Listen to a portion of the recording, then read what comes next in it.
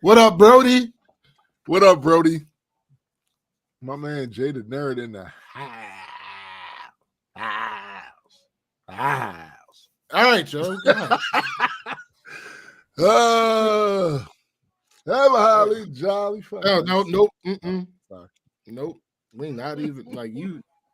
You're a week late, my guy. I mean, it's still a holiday season, so sure, but nigga. I'm just saying. Yeah. I'm just saying.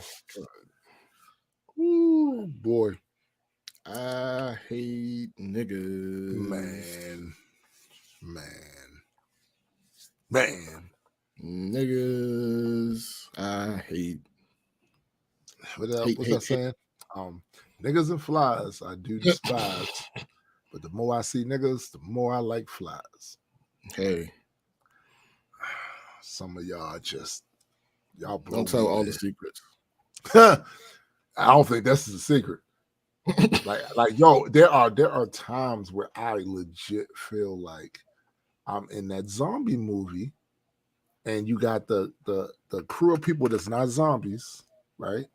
And fighting for survival, and we are literally surrounded by mobs and mobs of the undead. But here's the twist in this movie.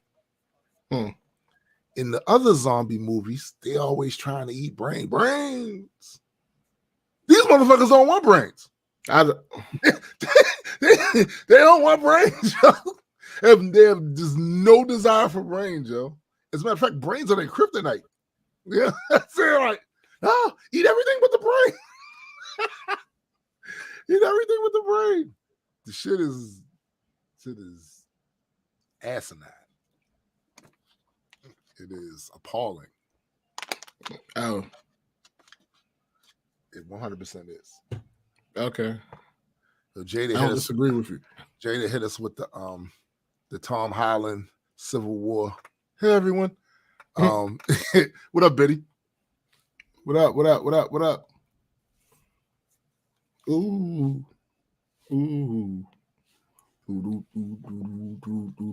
What up, sis? What up, sis? That's Marissa in the house. Dope. Oh, goodness. Boom. Boom. Gosh.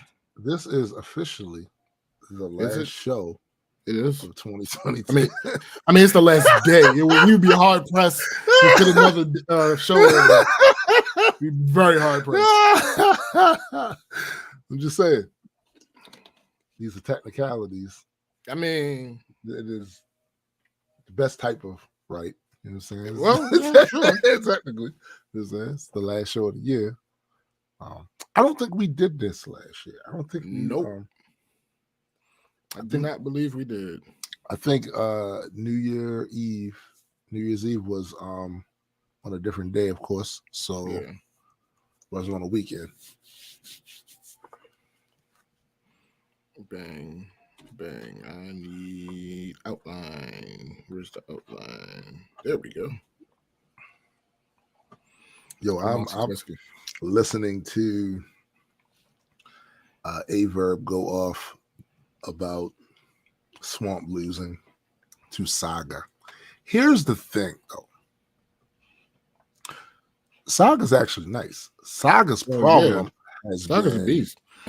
It's been just remembering his lines and not choking. If he remembers his lines, he's probably going to beat you. Like that when he went through that one little streak of time, he was remembering his bars. And then when the pandemic was like raring, it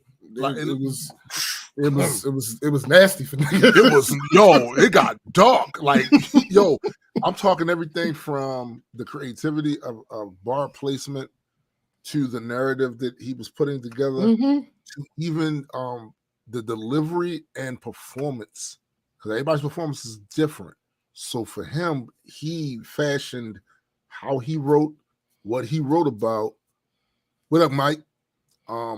Big Mike. He fashioned that around his delivery and what works for him. And I remember watching him destroy motherfuckers and going, hey, yo, Yo, did you see that one clip? Yo, that one clip that came out with the battle with him in the swamp. Yes, this nigga. Yo, I can't remember how it went, but in effect, he was basically like, "Yo, the porn angles are over. Yes, I got a wife. I got a wife. Yo, I was like, if Saga get in this pocket and get another run like that, it's gonna get dark for a lot of you top tiers. First of all, no, that's not true because a lot of them not gonna take him. For sure, a lot of them are not gonna take him.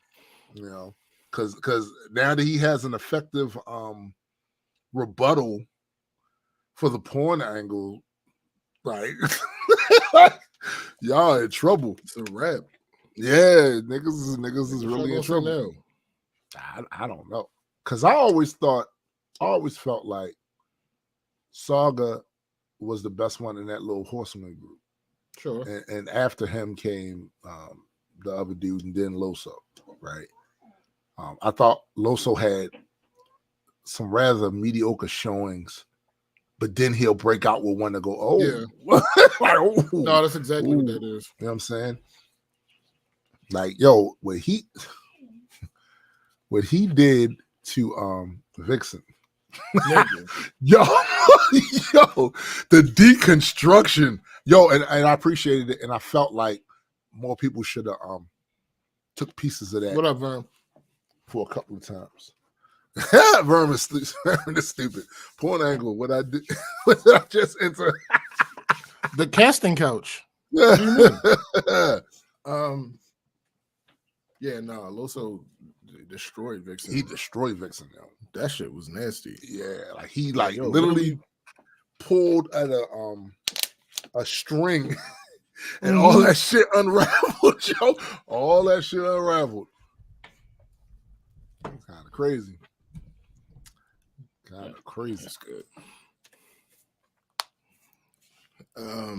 Shit. Come on.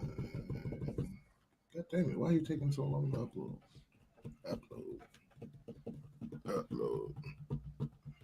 There we go. All right. Now I'm over to the Instagram.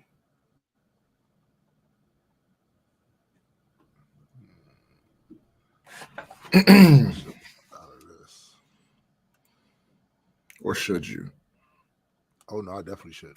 That's one of the issues why I was having problems getting in the Chat GPT because I wasn't logging out. I would leave that shit up there for like just on the tab. You know what I'm saying? For a long time, and then it eventually get unresponsive. It's a whole bunch of shit with that. So once I started just like logging out when I was done with it, I ain't had that issue no more. Oh, look at that! It's 11 o'clock.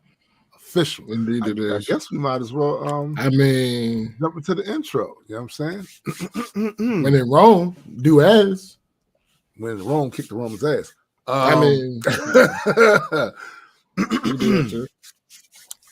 Welcome everyone to the Black Culture Geeks podcast. This is my man SPJ. And I am Tombstone the Dead Man. And we are just a couple of geeks talking about pop culture from a black perspective.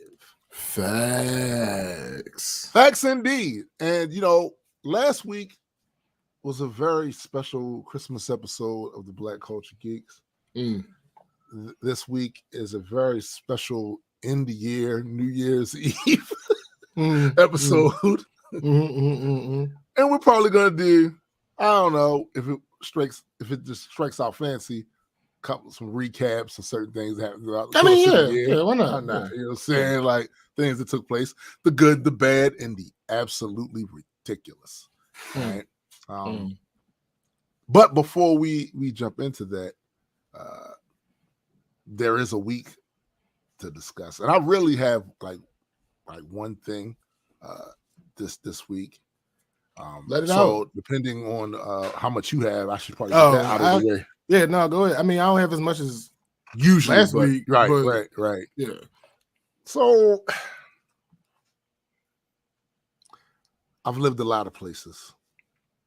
Seen a lot of faces.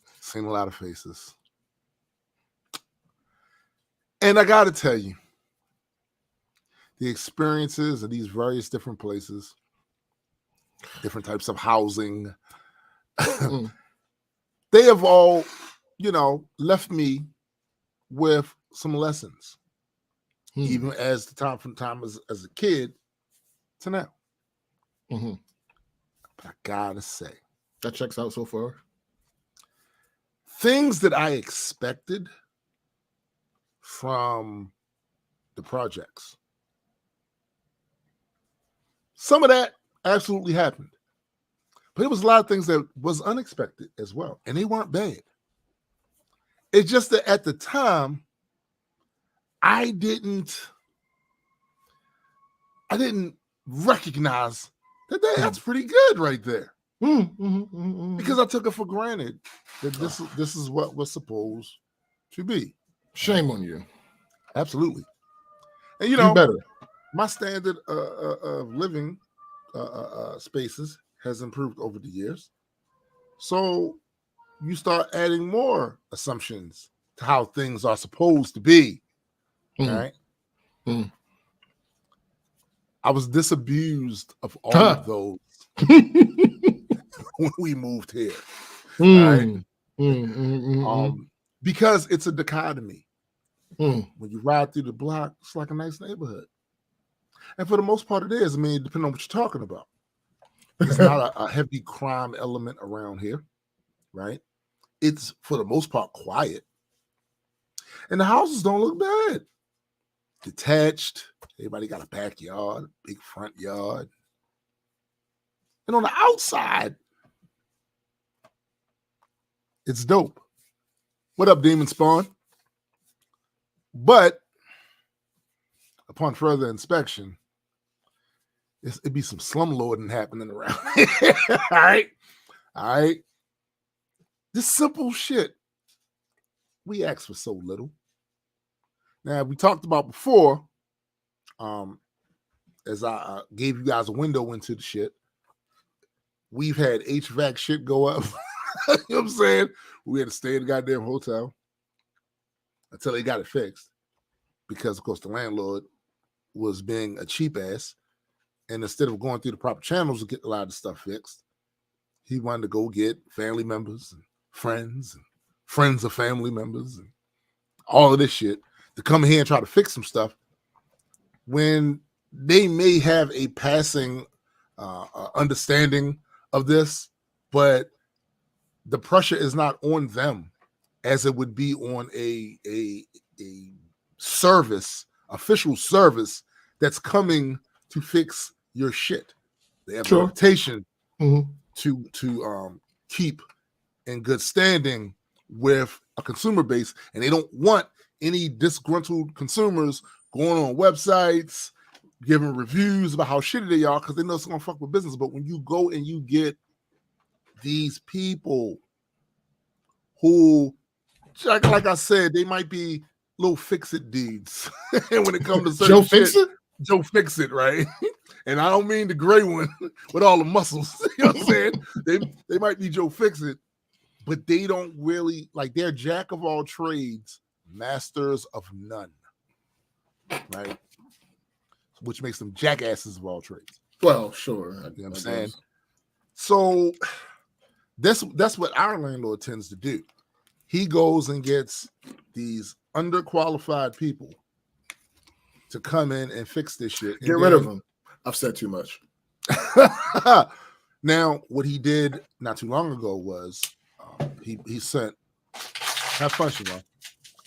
He sent, you're going to be going in a little while. So, he sent this guy over here, and I'm not sure if the guy was related to him or not. He was deaf. Come on, he could not communicate. That's not helpful.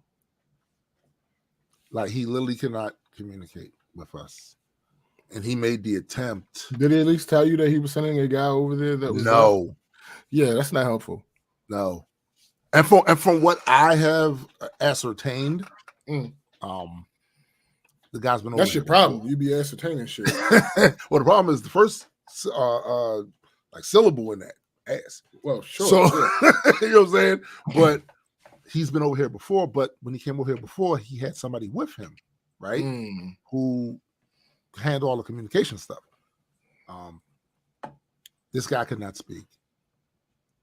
And his communication style was a mixture of sign language and these incoherent monosyllabic grunts. Sure. And look, I feel bad for dude. Yeah, absolutely. He shouldn't have been put in that position. He shouldn't have been put in that position. And on top of that, look, everybody got to eat. Facts. Without question. You know what I'm saying? My thing is, though, like, why would you send him over here by himself? Makes no sense. It makes zero sense. And yet he did that. And we did eventually get our situation fixed, but not by him. See, they had to send somebody else who actually know what they're doing and are part of the whole insurance plan that we have on that part of the plumbing, right? They came in, bam, knocked it out. Now, here's the thing about that. If you call this guy, this service first, you don't risk antagonizing your tenants. That's the thing. That's a novel idea, though. It's quite novel. The amount of money you would have saved in gas. Just send the guy that knows how to fix that. So, in this area, I'm not sure about any of you guys, whether you live in those type of areas, but in this area, they do inspections. The inspections are mostly for safety, particularly fire safety, right? They want to make sure that there are no entrances, exits that are blocked, that your smoke detector is working. There is nothing that could conceivably cause a fire. That's it right there, Vermin. Skilled, that's the word. Skilled labor isn't cheap. Cheap labor isn't skilled. That's usually how that works, right? So we had the inspector. He comes over, does his little thing. He notices the screen door to the back that leads to the backyard. That screen door had a mesh screen up on the top part and the bottom part. The mesh screen at the bottom part was wrecked. Why was it wrecked? Because these rotund cats, if we leave that door open and leave the screen, I ain't really none of these cats. If we leave that door open, just to have the screen up there, the cats will see something outside or want to be out there and see more, and they'll jump on the screen. And the weight of these pudgy, entitled suburban cats eventually pulls that screen out. So this is what I proposed, because we have another back door upstairs that leads to the balcony part of the backyard that leads down those steps to go out there, right? This screen door, perfect. It has the glass or plexiglass bottom where the cats can reach, and has the screen mesh at the top. Cats are not going to jump up there, so all they're going to wind up doing, putting their paws on that plexiglass and be like, hey. But guess what? Nothing gets destroyed. Sure. I simply asked the inspector, since you have to contact you have to go write the list of things that could be changed, done better, whatever. Put this on here, because I've said this numerous times, and obviously none of that actually happened. It's like the fourth time that screen has had to be fixed. I said, just replace that part with the plexiglass, and all is right with the world. That means when summer or spring comes along, we just open the damn door, let some of the sunlight in. You know what I'm saying? And I had to worry about the screen being destroyed. Let the sunshine in. Let the sunshine in. Right? So he did that. He put it in. Sure, no problem. This week, he shows up, the landlord, to fix the back. And he says, I'm going to take this piece with me that bottom piece that I mentioned before. Now, he didn't tell me this. He told my mother-in-law this. All right, cool. I know he got that message from dude. He got it from us. They understand what the hell to do. He brings it back a day later. It still has a screen mesh on it. Of course. Why wouldn't it? Forget what he said to you. And herein lies the problem. Right here. It shouldn't be your goal to antagonize your tenants. And in his defense, I don't think it is. I think he's so inept. I said it. I think he's so inept. And he's accustomed to dealing with college students. See, we live in the College Park area. Sure. Right down the street is the college. A lot of these houses and residencies around here cater to students. Many of these students are leaving their home for the first time in their life. They've never had a place of their own. They don't know what to ask for, don't know what's right, don't know what they should do or when they're being taken advantage of a lot of times when it comes to these landlords. It is quite a difference when you have a family in a house. And from what I have ascertained, stop doing that. For the last 3 going on 4 years living here, we must be the first family to live in here.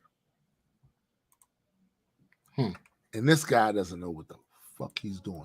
And here's the thing. He's not even a young guy. He's an older Indian dude.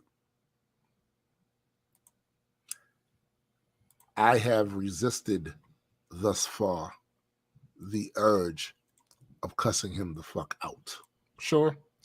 Because while that would certainly make me feel better, going forward, expecting cooperation after I do what I would do to this guy would really not be a thing.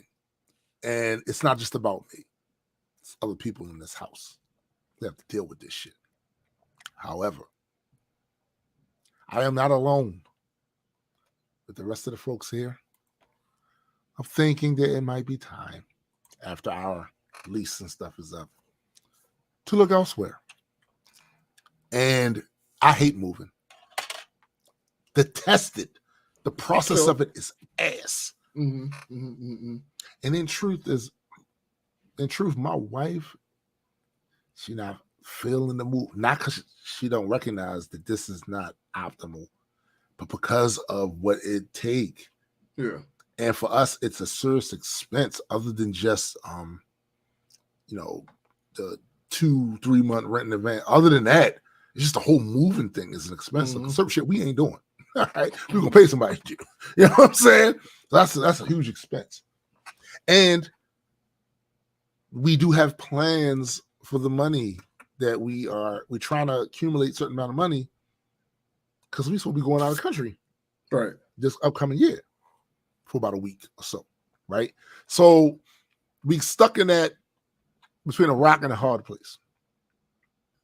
Phrasing. And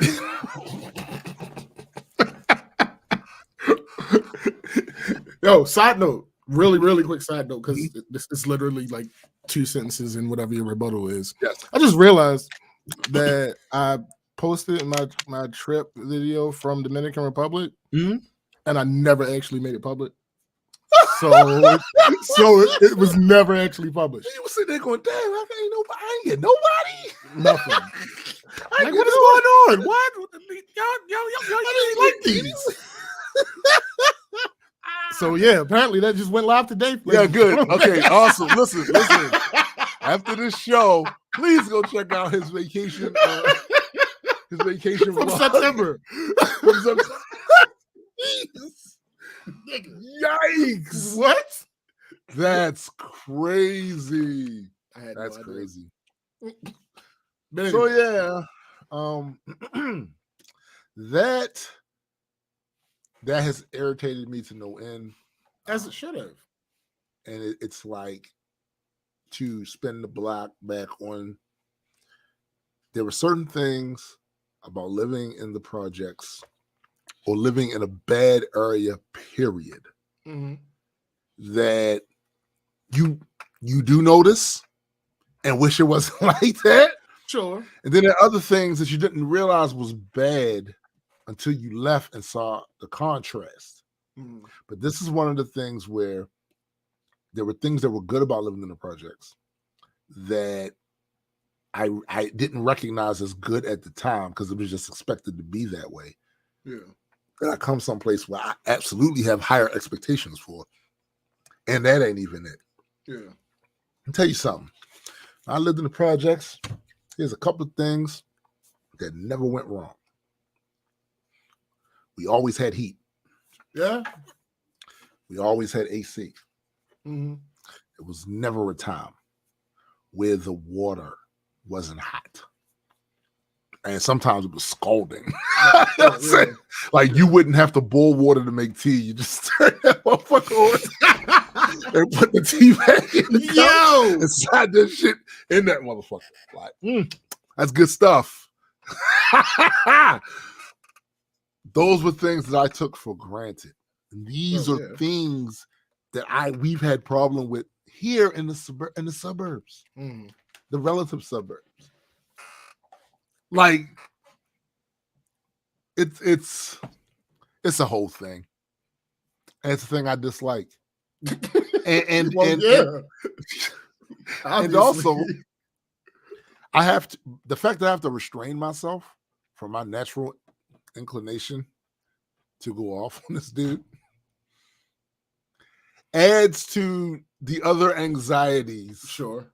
You know what I'm saying? Because it's like, if I could just, you know what I'm saying?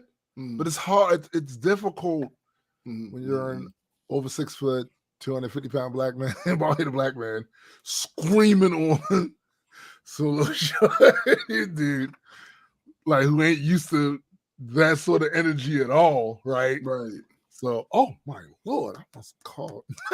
This is right. Like it's difficult, but I got to do what I got to do, at least for the time being.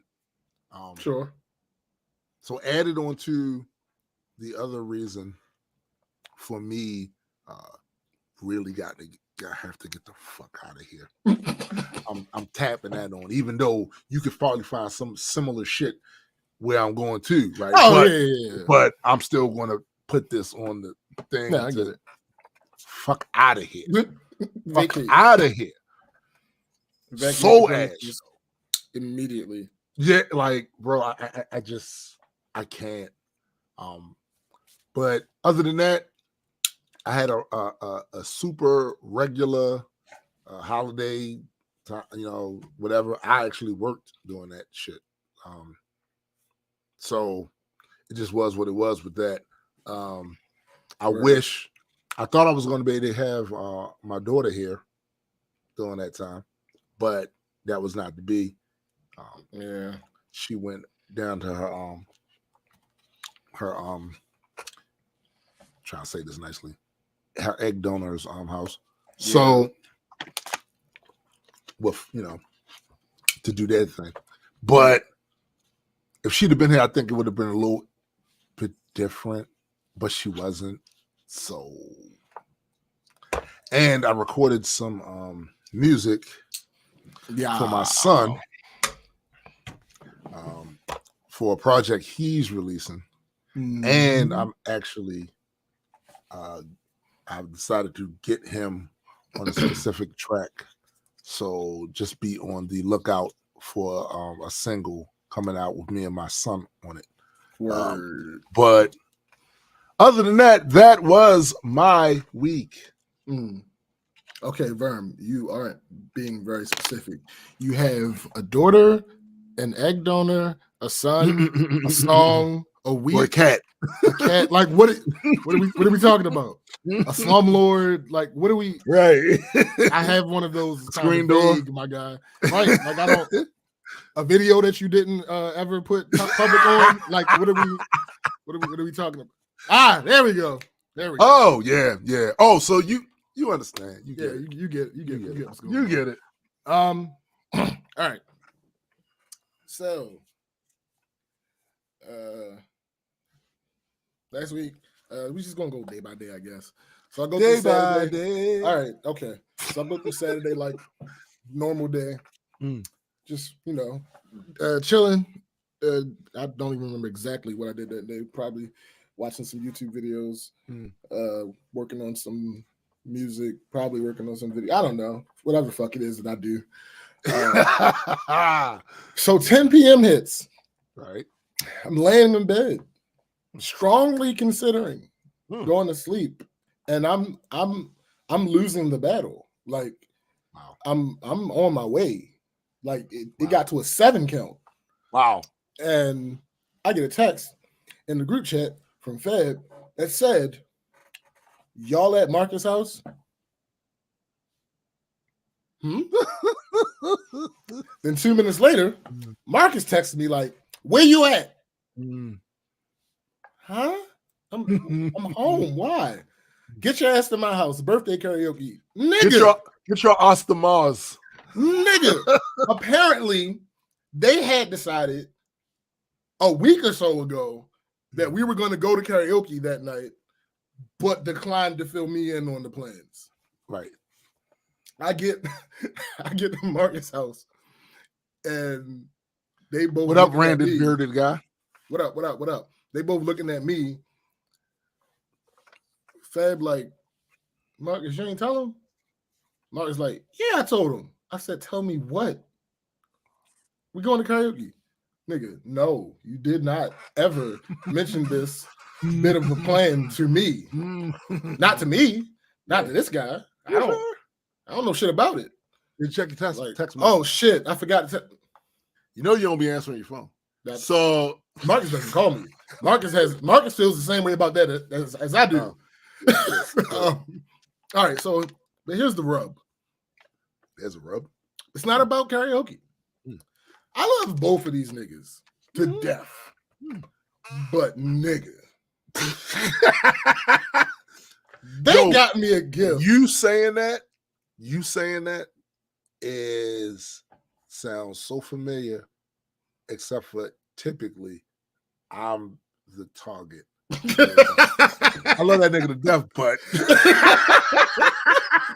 yo, they got me a gift.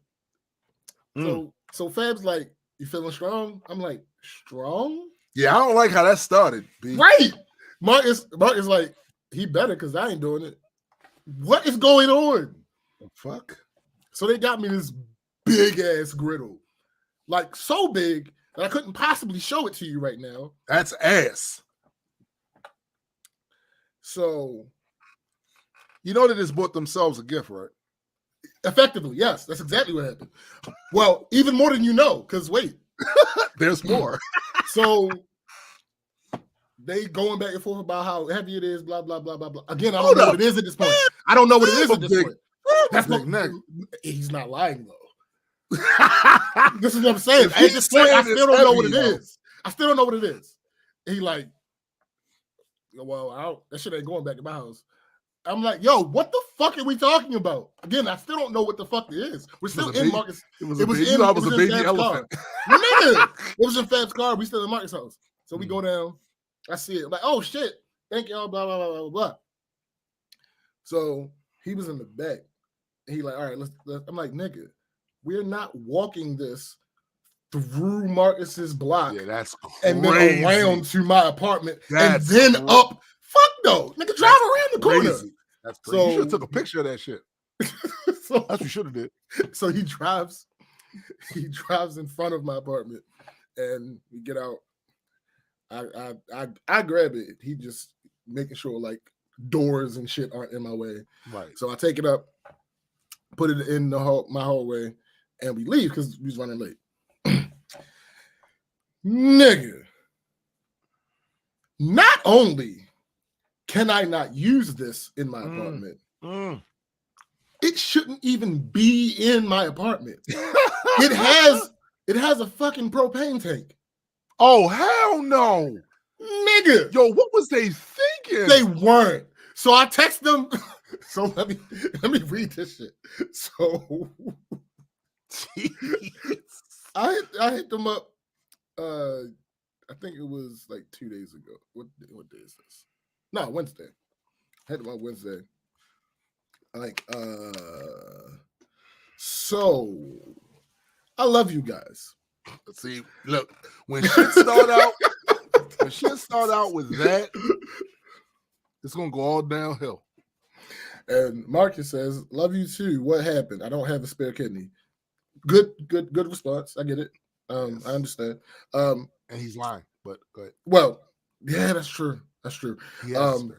So I said, "Look, I can't use this fucking thing. I can't even technically have it in my apartment." Marcus like, "Oh, the grill." Fab like, "What? Because of the propane?" "Yes, nigga, because of the propane."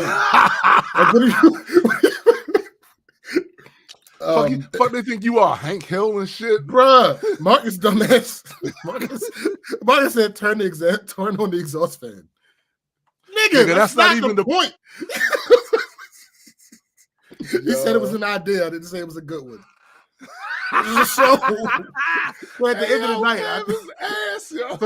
night, I told Fab, the shit is coming to your house. Like, can he have a propane tank in his crib? There's a house. Oh yeah, he can do it before he went. Yeah, no, this shit going. Yeah, it's absolutely going to his house. I dread having to take it down the fucking steps and put it in my car. Yeah. But yeah, no, that shit going to your house. You need a hand truck, yo. Get one of them mini hand truck, yo. Because I might fucking walk around the court. The maintenance shop is right under my. I'm about to walk up. Yo, let me borrow this real quick, right? Because nigga. But anyway, karaoke is fun as always. Pretty empty. That was expected because of how cold it was, and the fact that it was Christmas Eve. So it ended a little bit early. What's funny is that it was super cold, and now it was almost 70 degrees yesterday. Yeah, no, it's ridiculous. And it's 51 degrees today, but the forecast is for sleet. Yeah, and it was foggy as fuck this morning. Oh yeah, absolutely, absolutely. So Sunday, which was Christmas, for those that don't know. Shut up. I just chilled in the house. Like what was that to do? Was that something that you supposed to do? I don't fucking know. I didn't inquire. I just no, actually it's not true. My aunt did on my birthday. She sent me this long ass text telling me in detail what they were doing and that I should try to make it. I told her I would try. And you tried. You did your best effort. You was like, I did my level best. Right too. But damn, it just didn't work out. Right. For real? Real McKenna? McKenna says it was foggy as fuck on the floor this morning too. That's interesting. That's the mist rolling in from that movie and shit. That's what that is. I'll be careful. Y'all ever watched any kaiju movies before? Listen. But anyway, so two of my homegirls, and Chrissy was one of them, and her friend were both worried about me. I had to keep reminding them of who I am. Yeah. I show them who you are.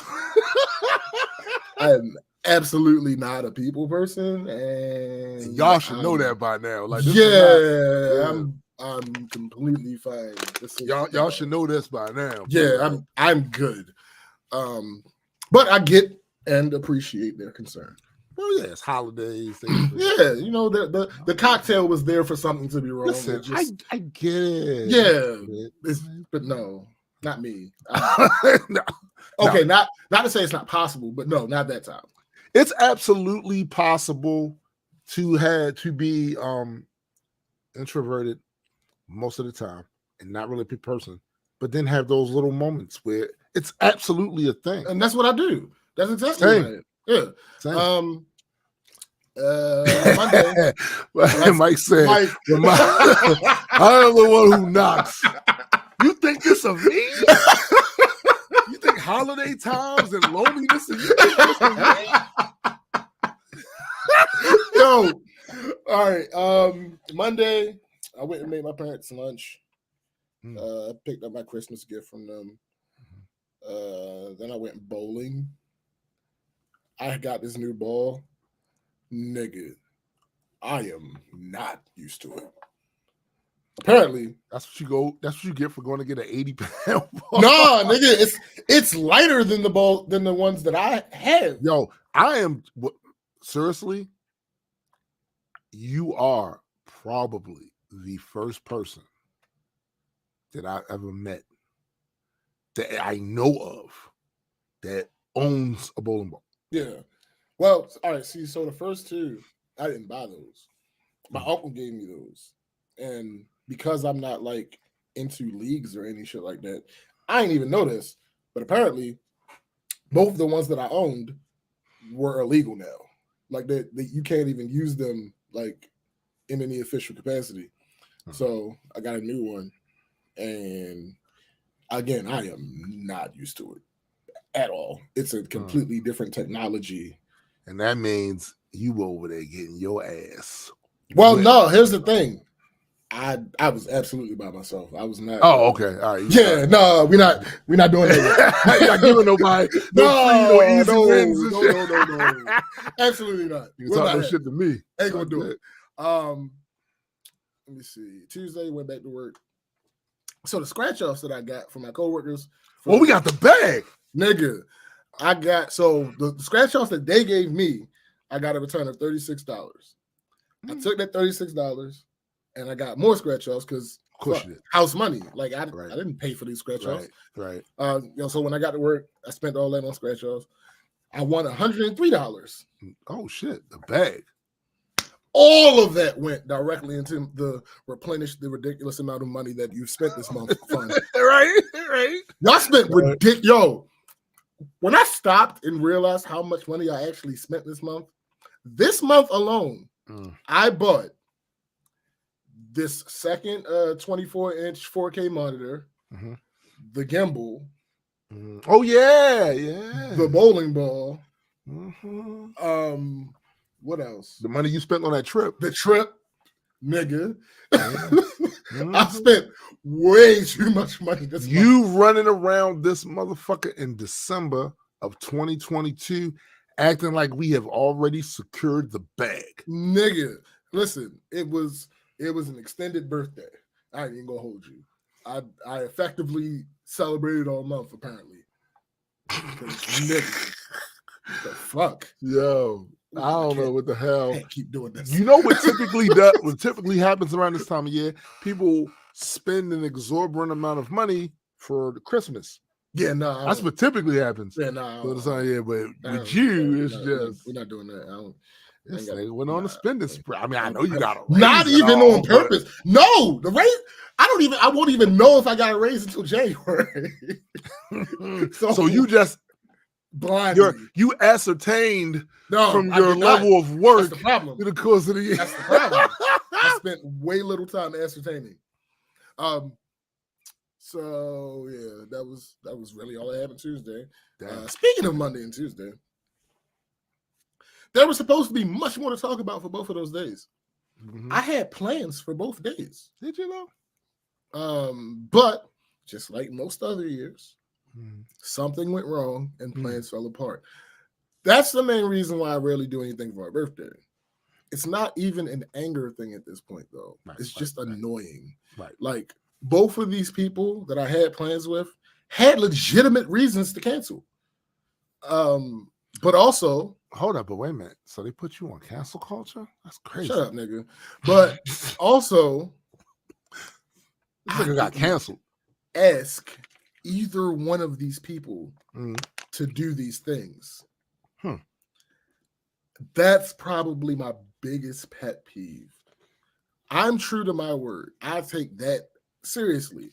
Yes. So when a person offers to do something and it doesn't happen, it's one thing if I ask you to do something and it don't happen. All right. I asked. Right. But if you offer... Yeah, it's a little different. It's different. That's different. That's different. That's the absolute worst for you. Mind you, even though both of them had legitimate reasons to cancel, neither one of them rescheduled. So that's the other issue too. That's the other issue. So, I mean, so we just not gonna do it. That what you're saying? Listen, again, both of them had very legitimate reasons to cancel. Sure. One of them doesn't do this. One of them does not cancel and not reschedule. This is an anomaly. Okay. So that's neither here nor there. Right. The other one,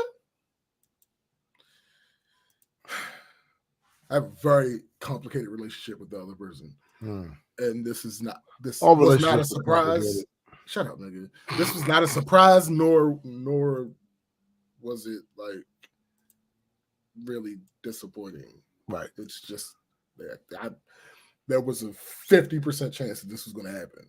Right. Just like the last time we saw each other. The last time we saw each other was in like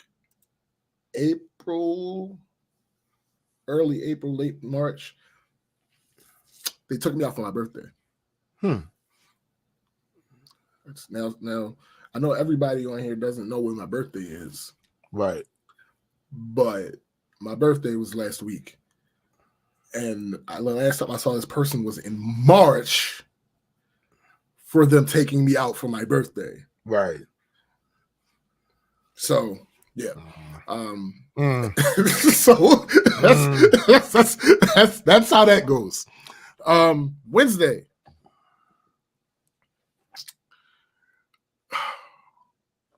It's one thing to be happy, content about, like for real happy. No, that's not acceptable. Okay. About where you work. Oh yeah.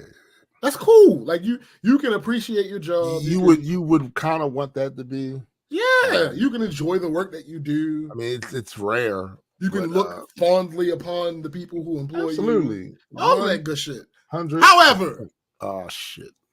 However, this motherfucker is so company oriented that he will just say things to defend the company, oftentimes without thinking.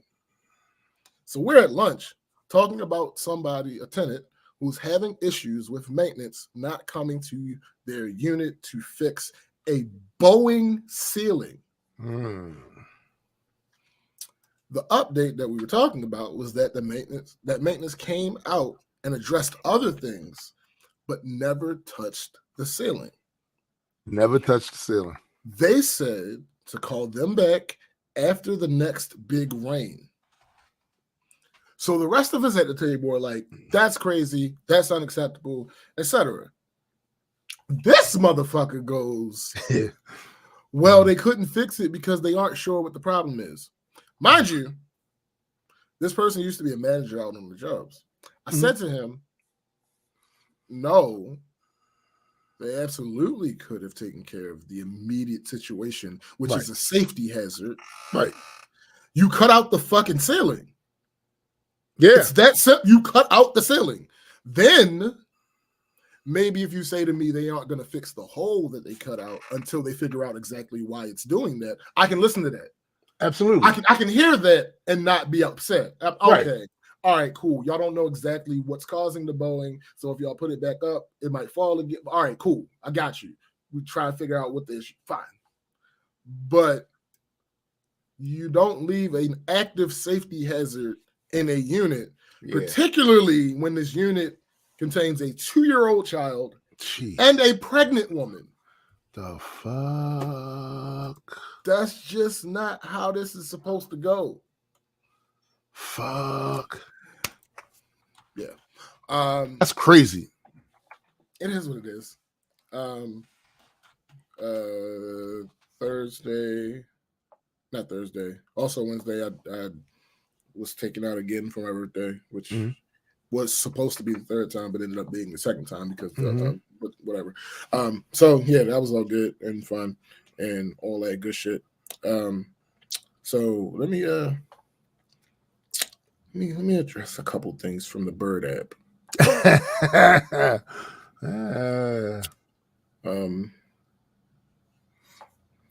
Freethinker said it's foggy as fucking Atlanta. So play this is the mist. This shit is this shit coming through. Look, I ain't tell you saying that. Listen, bro, I didn't tell you that last night. The cat JB, he's outside, and my mother-in-law here, what sounds like a tussle going on. So Malik goes out there, and he does see JB, but his tail was bushier than he had ever seen it before. And JB was definitely irritated. And JB is known as the punk in the house, right? But whatever was happening out there, whoever he was beef yakking with, it must have ran up the street because he's sniffing the foul behind it. And nothing Malik could do could get him back in this goddamn house. Because he was intent on finding whatever motherfucker did something to him, he was going to find him. Oh, yeah. He was on his John Wick shit. And that's around when the mist came in. So, JB went out there and did some damage. I'm just saying. Because the rumor is, well, the working theory, I should say, is ever since T'Challa died, JB has been under the impression that he was murdered. And he's been working this investigation this entire time and is getting very close and probably caught the assailant or almost caught him. This is the narrative floated by my daughter. We was all in here last night, and JB was like, "Nah, I've been waiting for this moment all my life." Yo, it was so ass, yo. So no joke, McKenna, no joke. I talked on here last week about Kid Chaos and this whole respectability politics and women should dress better so they don't get attacked by men. Black men should dress less intimidating so you don't get killed by the police. Right. So I went. First of all, I fucking have a very serious love-hate relationship with Twitter, and I'll explain why in a little bit. I don't think it needs that much explanation. So I'm like, all right, just minding my business, scrolling the Bird app, and I come across another post of his. Wait a minute, can you do that? Shut up. So he's quote tweeting another post. The post that he's quoting, the caption says, "Posting for awareness, Atlanta. These are hand gestures traffickers make to each other." The comment said he signaled she's aware, back off, or something similar. So in the video, allegedly, because there's no actual proof, right? Allegedly, the video is a woman who has her phone out and is recording a dude that appears to be giving a hand signal to another dude. Okay. And basically, so glad you brought this up. The caption of the video says, after a few minutes, hold up, it's moving too quickly. After a few minutes, this guy walks into the cart I'm in. They're on the subway. After a few minutes, this guy walks into the cart I'm in from the one behind me. I noticed that he was watching me as well. After another stop, his friend walked in from the cart behind us too, and they started making hand gestures to each other from opposite sides of the cart. To make sure I wasn't just being paranoid, I got off at an earlier stop and got into the cart in front of us. They almost got off when I did, but when they saw me get back on, they sat down again, and I noticed they're watching me through the back window. At this point, I started staring directly back at them without breaking eye contact, and pulled out my knife to let them know we're gonna get all of this. What they were about to get if they kept looking at me. Let them know that I knew what they were up to, and they kept looking at me and looking away. I realized we were almost to my stop, so I explained the situation to a couple of guys that were near me, and I asked them if they would walk me to my car. I think that was the only thing that saved me. They did end up getting off at my stop, but I saw the disappointment in their faces when they realized I had exports. I had a bad gut feeling from the second I saw the first guy. Always trust your gut and pay attention to your surroundings. I'm uncertain how many of them there were, but I know it was at least 3. Right. Again, there's a video of this. Mm-hmm. So here's Chaos's take. I wish there was something else he did in this to show ill intent, because this seemingly innocent man just got hundreds of thousands of people looking at him like a predator, and he quite literally didn't do anything. Shaking my head, black men have no allies.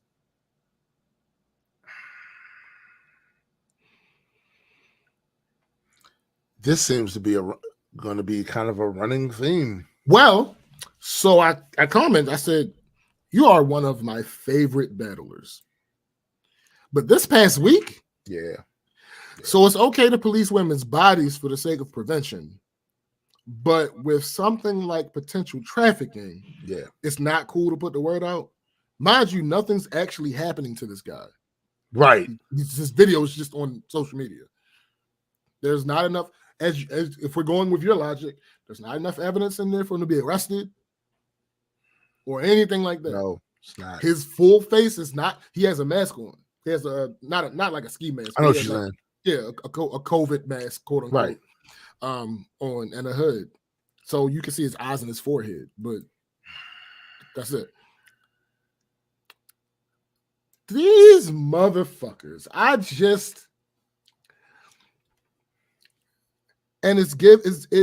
he's a grade A narcissist.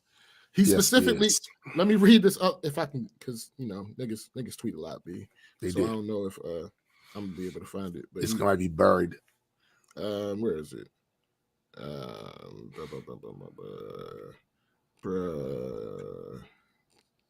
feel like his type of thinking is a pandemic in and of itself. Oh, absolutely. I'm seeing more and more people with this this way of thinking, and now I'm hoping it's just an internet thing. Here we go. Niggas love you when you echo their sentiments, but so disappointment if you feel differently. I operate off logic and objectivity, therefore most of you will be on the opposing side. Shut up. I operate off logic and objectivity, therefore most of you will be on the opposing side eventually due to bias and political correctness. I don't care. I'm married to nothing but rationale. This is textbook narcissism. When your argument is effectively, since I am a logical, rational human being, I cannot therefore be wrong. That's effectively what he's saying. It's counter to the point that he's trying to make. You know what else is counter to that? He is assuming he's those things. See, this is what? Based off what? Based off what? So obviously there's an objective measure somewhere, because according to you, you're the super rational, super logical, this, that, never. So you're only going to use an objective means to quantify that, right? So show us this quantitative measure that you're so logical and so fuck out of here, nigga. And then, funny enough, the algorithm be doing magic sometimes, completely unrelated. Just so happened to be under his tweet. Mm-hmm. Somebody else, again, not talking to him, completely unrelated. Right. One thing I'll always welcome is folks who challenge my thoughts. If you disagree with something I say, let me know and we can have a conversation about it. Don't sit back and dislike people just because you disagree with them. That soft, passive-aggressive shit is for the birds. The algorithm be algorithm sometimes. It be algorithming. Sometimes. All right. So I'm glad you brought this up, McKenna, because we're gonna. I'm trying to get all the other shit out the way first. Yeah. So about this Tory Lanez shit. So I ran into this thread by this good brother. I don't know who he is. I just stumbled across it. CJ Lawrence, Esquire, apparently. Okay. He says, I really wasn't going to say anything else about the Tory Lanez case. But in light of the audio, which didn't leak, by the way, it's public record, I feel the need to say this. Megan Thee Stallion is one of the most popular Black women in the world, and she was a victim of violence. Even with 3 eyewitnesses, including herself as a victim, bullet fragments in her feet, video of her bleeding from her feet, there were people who chose not to believe her rather than to believe something that made no sense at all. It was not until someone heard Tory himself acknowledging that he had wronged Megan on a phone call to Kelsey that some finally conceded that what happened to Megan is what Megan said happened to her.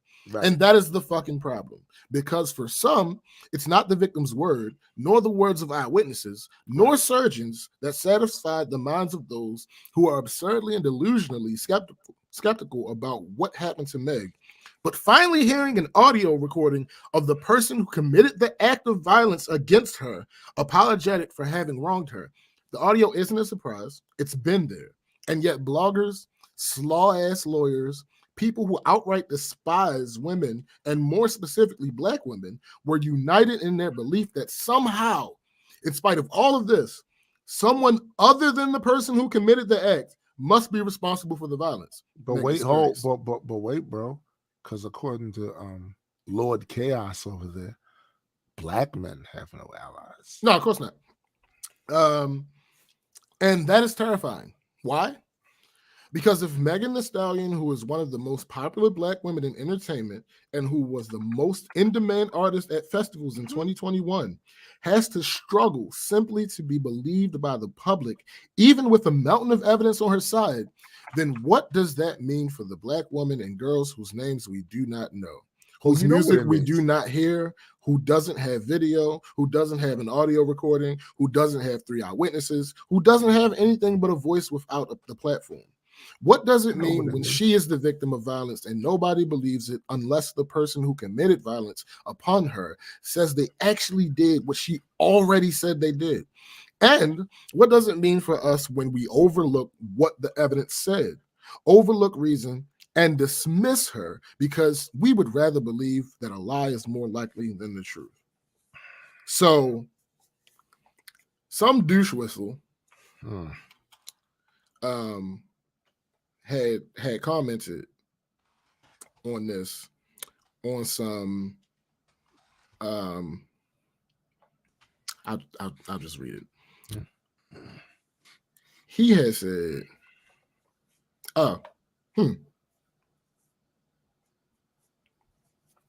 that's interesting. Somebody responded. Okay. So the dude says, what if it's as simple as not wanting to believe that dude shot her? Honestly, like as a man, how could you shoot Meg? You protect her. You don't shoot her. I still don't get it. Wait. Because you know men don't shoot women. Oh, no. Never happened. I said the craziest thing in the world is that this is no simpler or better than what he said. Yes. The saddest thing is you don't understand that, which proves his original point. Right. So he responded. I never knew he responded to me. He responded to me and said, plausible deniability, bro. So someone responds to him and says, but see how you always have something to say in response? You're asking questions that you'll always have a response to. Right. Because you won't be satisfied till you're right. There's no amount of evidence. But I'll let you in on a secret. It's not about you or me or anyone but the woman who got shot in her foot. Yeah.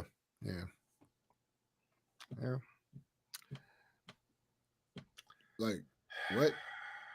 If I explain to you that it's just as dangerous, like, intentions don't matter when you arrive at the same result. If I tell you it's just as dangerous, equally dangerous to hate Black women outright and know that you like actively hate Black women, right, and not believe her, and loving Black women so much you can't imagine anybody. Right, it's the same shit, yo. It's the same fucking thing. It's the same shit. It's the same result. The result is the same. Both people are insinuating that this Black woman is lying about you love him so much you think she's lying. I couldn't imagine that anybody would do this. She has to be lying. And this also, it does still fall under the category of viewing these things like some sort of team sport. And it's like, yo, you don't have to do that. No. And because one, it makes you apt to say some of the most ridiculous. The amount of conspiracy theories that I have been inundated with this week, where it's like none of these people have heard the phrase Occam's razor. Bruh. They will literally stack and pile on things that logistically make it not even worth doing. Yeah. Like, you understand how many hurdles would have to be jumped through to do that. In order for what you're saying to be true. These niggas talking about Jay-Z got the audio leaked. Yeah. Wait, what? Okay, first of all, it's a secure line. You understand how high level up you would have to be to even understand the possibility of being able to intercept this phone call? Yeah. And then, like, it's in a system where in order to get that evidence, you have to go through a process and you have to sign it out and you have to record it with your own device. That's right. That's not what? That doesn't even make sense. Why would anybody go through all that? Especially after he's been found guilty. He's already been found guilty. And what does it behoove me to go to any lengths to try to sway public opinion? He's been found guilty. And also, let's say, for the sake of your absurd argument, he said what he said. Still, let's say all facts. He said no matter what. Still, that's and then you get the niggas. Meg still lied though. Okay, she lied about something that has nothing to do with her being shot. No. See, that's the other, bro. And if you want to be technical and say she lied about getting shot, she lied to try to protect him. But black men have no allies, right? I'm confused, right? I'm confused. Black men have no allies. She literally lied at first, because especially in the climate. Yeah, in that situation, because police were actively there. The George Floyd situation popping off. And this extra attention also, placed these on that idiots shit. Don't understand that when you have an assault situation, a murder situation, several things, you don't need the person to cooperate. Nope. The state. This was not Meg's trial. The state takes that up. This was not a lawsuit, y'all, where she went and had her lawyer file this, where unless she filed it, it wouldn't have been a suit. No. The state takes these sort of things over. It's not about the person at the time. You broke a law against the state. The state has a law against you doing whatever the shit it was you did. It's not about the victim at this point. Nope. It's not her trial. Nope. Right? This is the government, either local or federal, bringing charges against you. Yeah. The level of just the hoops that people will go through to continue to believe something that's demonstrably false, or they have no real good evidence. A couple of things. Either no good evidence for, or facts, Paul. What do you say? These people cape for so many things except for the things they're supposed to. Exactly. They either have no good evidence for this, right? Or there's not even a reason to do any of the things they did to get this result. All right. So this is one of the reasons why I constantly say on here, if you're only going to be objective, you're not being real. It's not realistic to expect every objective thing to be the case, because we live in a society, and in that society we have ways of communicating that aren't necessarily based directly on being 100% objective. Particularly engaging with humans. Yeah. Outside of the human equation, objective reality is just that works. Objective reality. Right. But when you're dealing with humans. So when people say, and I hate that I have to change my mind on this, because I vehemently, no, social media ain't bad. Social media didn't do anything to nobody. It's just a venue. It's a medium. So now I have to amend this. Yeah, because to say I wish they never gave y'all niggas internet. Like, what the fuck is going on? Never gave you niggas internet. Like, what is going on? Why are we so fucking stupid? No, it's not that. It's not that. It's not that.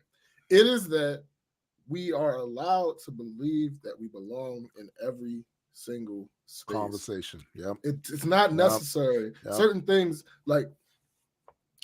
and it's unfair, right? Sure, absolutely, it's unfair. I get it. I'm not saying, but is it though? Because it is. Think about this. Just on the fact that humans don't behave that way. Humans don't think that way in general. So it's a little unfair. It's against your nature, right, to realize and understand where you shouldn't actually be speaking. Like, you can say things. Is they not look. The vast majority of people don't have a podcast where they got to talk about issues. That's facts. You don't need. You don't need to be. That's facts. That's facts. And that's facts. Certain conversations, like, man, I'm not. That's facts. Like, I will all day, every day, speak on the positive side of protecting women, particularly protecting Black women. When it comes to some of the issues, I exercise my right to shut the fuck up. To not share an opinion on that. Because it's not my fucking venue. It's not where I belong. I'm going to be there for the good shit. Right. For the bad shit, I'm going to have my opinion. Right. I'm going to talk amongst my peoples, but I'm not about to.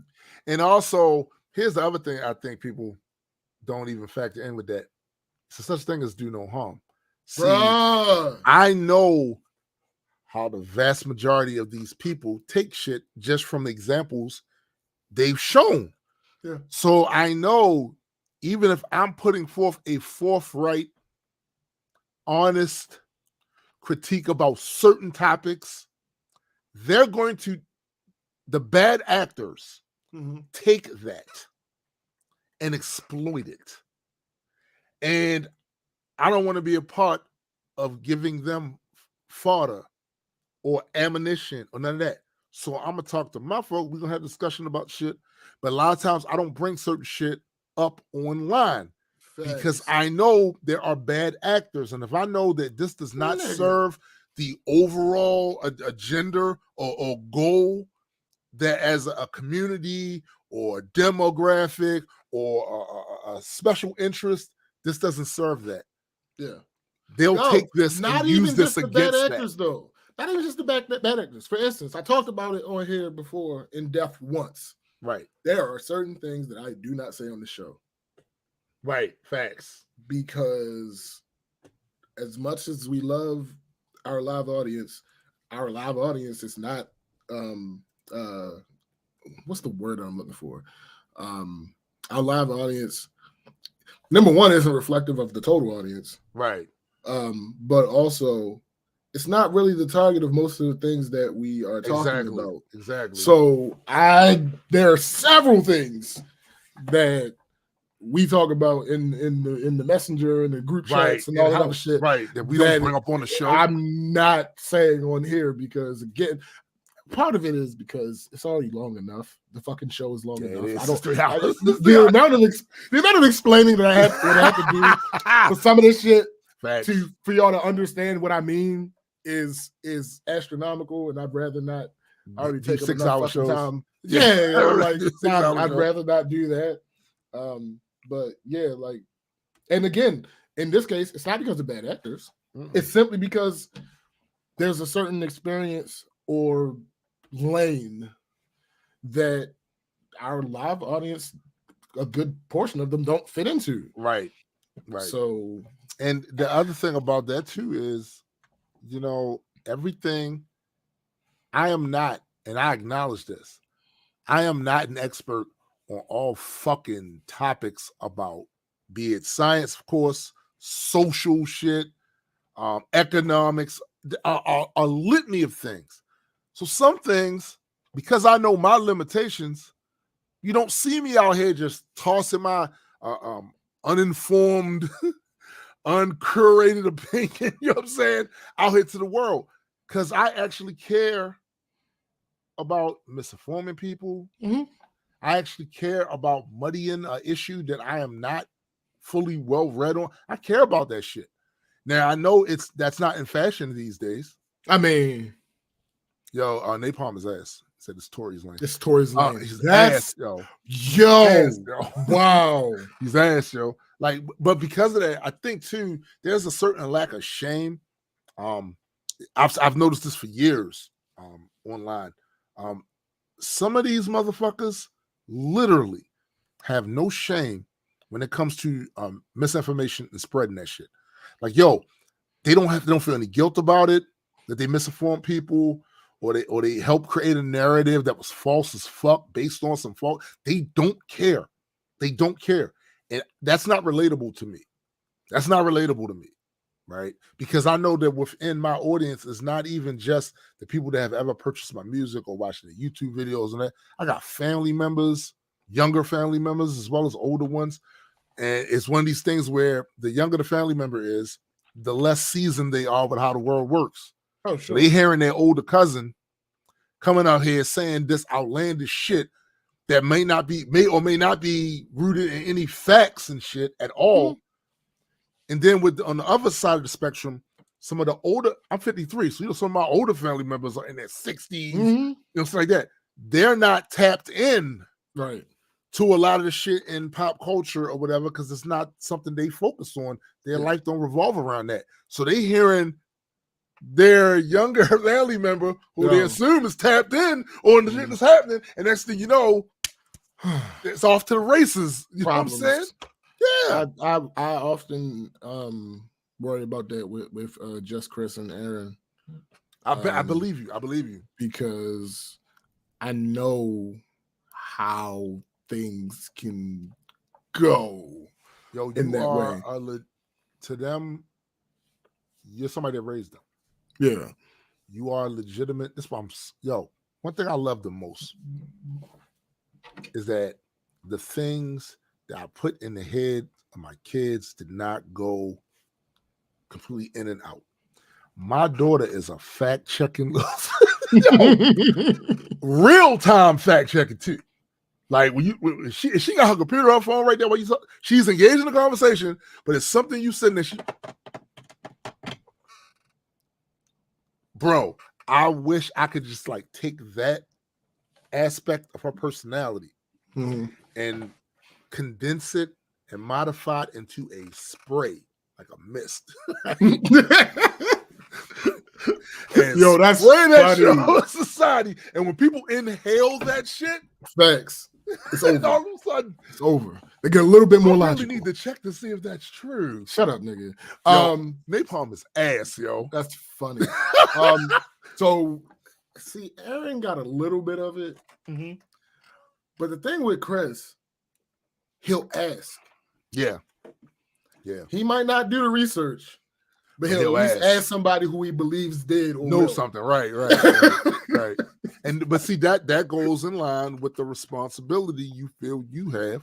Yeah. About just popping off. All of us have first impressions. Negative. Based on scant information, because if something is a constantly evolving situation, we're not going to have all of the facts as soon as they report on it, right? Especially given the fact that we live in a society with a media that is profit driven. So they are trying to get views and engagement. Breaking news, and I have all the facts, and they try to hedge their bets by saying this is an evolving situation, so we're going to give you more. But the reality is, with me, because I'm not profit motivated for that particular thing, boom, be gone. I need it. We need it. But because I'm not profit motivated to have to do that, to feel like I have to do that. Yeah. When there's a new situation coming, there's a lot of these situations. I ain't commenting on that publicly. Y'all see it on the show? I'm not commenting on that. We don't talk about as soon as it happens. Nope. I don't know enough about it. I don't know enough about it. And you're not gonna get me on record or taking a clip of some shit we said. Facts. Be it on this show, on social media.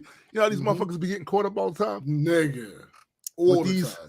With these posts from 2 and 3 years ago. Yeah. Little 150 character joint, little 7-second video.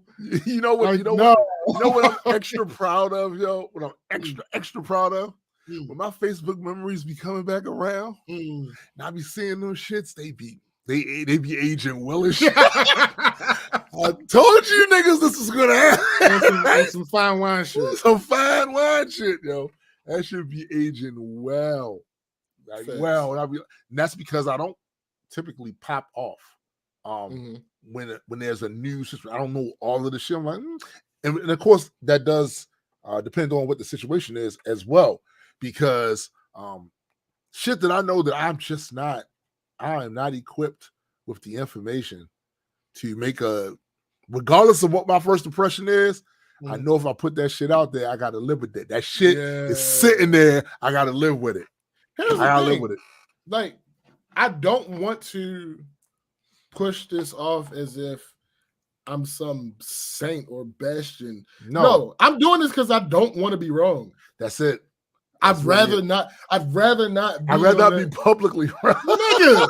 Like, I don't want to have to make an amendment or correction. Right. And some of this shit is so crazy. Fuck. Fact, nigga. Some of this shit is exhaustive as far as you figuring out. There's too many working parts for you to just hear about it at one time and have the complete take on it, right? So you go out there and you throw out this opinion about some shit, right? Especially if you say it in a way that makes it seem like you're making a fact claim, right? If you making if this thing that you're spouting off about kind of sounds like a fact claim, like you're making a fact claim, and it's not, and it's wildly not, right? It's wildly not. I'm just logical and objective, so right? Like you're gonna end up on the wrong side of me at some point, right? So fuck. Yo, but that's the other thing too. We live in the era of the double down. So these people turn out to be demonstrably wrong.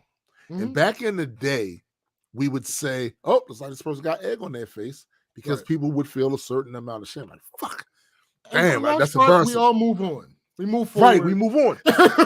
Now, though, they get shown to be demonstrably false and wrong. What's up, Cindy? Hey, they get shown that it's publicly known that they were dead ass wrong, and they jumped out there on the limb without the evidence to back up the shit they saying, and they will still say, "Now fuck that, I'm right because conspiracy. This person did. So I'm actually right. They just hiding it from y'all." Yeah. This is the new era of reality that we in right now. Yo, because you don't need proof. Right. The easiest way to make sure that you're right is to submit an argument that can't be proven. Yeah, basically.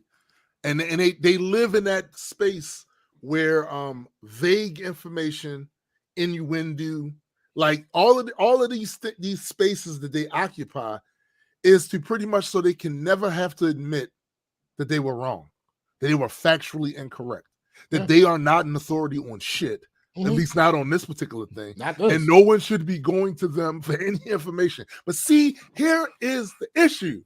Yeah. I'm the guy that's going to hold you accountable for being so quick to toss this short take out there. And I'm going to be the one to say, right about now, to me, you're not an authority on anything. Now I'm questioning everything you say. If you were so wrong on this, that if you tell me it's raining outside, I got to go see for myself. That's how wrong you was on this. Facts. And on top of that, you were arrogant and wrong. I think that's the thing that does it for me. That being arrogant and wrong. Yeah. And then doubling down on that shit. Right. Because here's the thing. Being loud and wrong is fine. Yes. Because say it with we your all chest. have been loud and wrong. Absolutely say it with your chest. I'm with it. The conviction. I love the conviction. Right. However. Say you was wrong with that same conviction. That's it. That's it. In the same exact way that the disrespect happened, the apology needs to happen the same exact way. Right. That's all I'm saying. All you got to say, like, I was wildly dumb on that one. That's it. That's it. That's it. Nigga, my bad. Right. Oh, that's acceptable. Boy, I got that wrong. God damn. Right. Nigga, I was bugging. And really, you shouldn't feel a way about saying it because it's basically you cleaning up the spill you did. Like, but not even that. This. I feel like you shouldn't feel a way about it because what the fuck is wrong with learning? And also, nobody has the expectation that you know everything. None of us expect any of you to know everything. Not even close. But I'll tell you what. I tell you what we do expect. Oh, my bad. Your ass. We do expect when you're wrong. Just say it. Just say it. Just admit it. And when you don't, my bad, y'all. Your points start here, right? And then they slowly whittle away. It's not your credibility. Fuck out of here, like nah. I don't get it. Like I get it for small stuff, right? Small stuff, knee-jerk reaction to defend your take. Yeah, I get it. I understand that. It's part of that. I probably still do small stuff every now and then. Yeah, all of us do. Bigger stuff? No. Dude, when we're sitting around arguing about bullshit, we do it all the time. Now, fuck that. Absolutely. Fuck that. Because we're arguing over inconsequential bullshit. Black Widow has powers. Frivolous shit. Right. What it is. Right. It is what it is. I don't give a fuck what anybody says. Right. It's not important. It's a reason for the word headcanon. Facts. That phrase. It's a reason for it. Right. But that's frivolous stuff. When you start talking about things that affect other people's lives, reputations, economic standing, or somebody getting sick, people's health. Right. Come on. Come on. A woman was shot. And that should be enough. Nobody is denying that. They were at one point. I know. I'm talking about now. After this, nobody. Right. Nobody. The doctors weren't. Mm-hmm. The police weren't. Mm-hmm. Courts weren't. Mm-hmm. The only people. Think about this. The people that this is why the same thing that happened with that bullshit that Kanye and Clandis tried to pull with George Floyd. Right. Mm-hmm. Same shit. All the people that would be in the know are saying the opposite of you who wouldn't be in the know. We live in a society, and the society, it behooves society to allow the experts to do what they do. Yo, that's bro. It's how really many times that have we said that? Well, we said like, yo, we live in a place that one of the reasons for the benefits of society is that no one individual one of us has to know everything.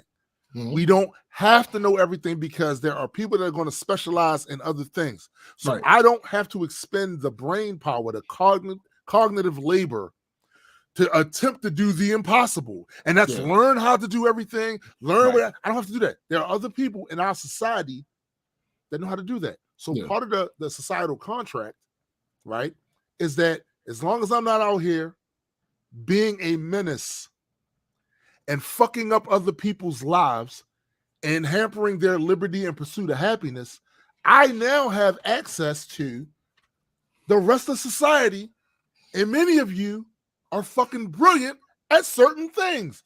So I don't have to be. So literally, I don't have to now learn to study medicine. Yeah. I don't need to know how my car works. I don't need to know how my car works. I don't need to know really how my phone works. No. There are people. Even though I kind of. Well, you do. Because you're one of the ones on that side. I mean, sure. Look, you got it. Look, I don't need to know. I do, but I don't need to know how my computer works because I got him. I mean, you know what I'm saying? There's a thing there. So again, like this is the benefit, and y'all want to take that. A lot of y'all want to just take that and act like it don't matter, but it don't exist. Like somebody that has not only studied a particular field, but has then actively practiced and worked in that field for years. That's the craziest thing for me. So no matter what is important to you, right? Right. So if learning and education is important to you, all right. Well, these people have spent the time to learn and be educated on these things. All right. No, that's not important to you? Cool. If money and success is what's important to you, these people get paid to do the thing that you're talking about. Like, what are we doing? Like, I just don't get it. Let me read Mike's shit. So Mike said, the only thing I ever expect is honesty. I can work with honesty. I can't work with dishonesty. Facts. You can be fresh off the street, not knowing a thing. So long as you can admit what you understand and what you don't, I can teach you to be a great machinist for whatever I'm teaching. Here's the thing about that. Classic example that's right on the nose with what Mike is saying. When I worked at the gun manufacturer, those many years ago, I came in doing one thing. I was refinishing gun parts. Was I familiar with guns? Of course. Just not in the way of professional, right? I was familiar with it. But that's all I was doing. And that consisted of degreasing the parts, sandblasting the parts clean, and throwing them in parkerizing solution and drying them bitches. What up, Jamie? So what up? That was all I did. Over the years of me working there, I was not formally trained in how to use a CNC machine. I didn't go to school for it. None of that shit. Guess what, though? They trained me to use it, and I learned how to use it. Yeah. End of story. That's how that's supposed to go. I didn't go in pretending I already knew. Right. Fuck out of here. There again, society is built such that people. I keep forgetting Discord got 2 different goddamn YouTube channels and shit. We probably got more than that and shit. But society is built such that we have people who specialize in things so that everybody doesn't have to try. Yeah. It's that simple. Yeah. It's really that simple. Yeah. And society works when the people inside of that society allow that to be the case. Oh my goodness. It's really that simple. Bro. It works really well-oiled machine. If you let the people that specialize in the things that they specialize in do the things that they specialize in, and do not try to jump ahead of them or usurp them in any way, shape, or form. Right. We kind of got this thing figured out. If we let that happen, we kind of got this figured out. Yes, you always have to factor in, because in every field there are dishonest people. Oh, there are people that's the thing. But you know goddamn well that as a rule, that's not what we see. It's a law. Standard deviation will always be a thing. Yeah. Of course. Yes. No. Nothing is 100%. Of course. And we have corrective measures for those type of people when they get jammed. Absolutely. We have corrective measures. Depending on the situation, they have different boards. Yeah. They have different laws that they're beholden to. Yeah. Absolutely. So it's just one of them things where it's that part is not really broke. So I don't know why your unqualified ass is going over there trying to fix it. Like, you don't fuck. I literally have watched people get online and argue with established 20-year veterans in physics. Yeah. And I'm sitting there looking at your ass. The only time you ever saw me go at any of them is when they start talking about pop culture, and I know that they are not. Yeah. Or comic books, and I know that they not. In this part, this shit right here, I got you beat, son. This, when I heard Neil deGrasse Tyson talking about how Thor's hammer had to weigh this, no, it doesn't. Nah. The reason he thinks that, you're right. The reason he thinks that is he hasn't really read the lore. He doesn't know the lore like that. He just hears them say certain things. Also, not just the fact that he hasn't read the lore, he also feels the way he feels about magic. Right. That's the other thing too. There is this. We've talked about this on the show before too. There is this disconnect from certain people with certain proclivities towards science that they can't entertain any idea outside of that. So this is magic. It does not really need to be explained in the way that science needs to be explained. This is magic. It's for fiction. Mm-hmm. There's no assumption that this is real.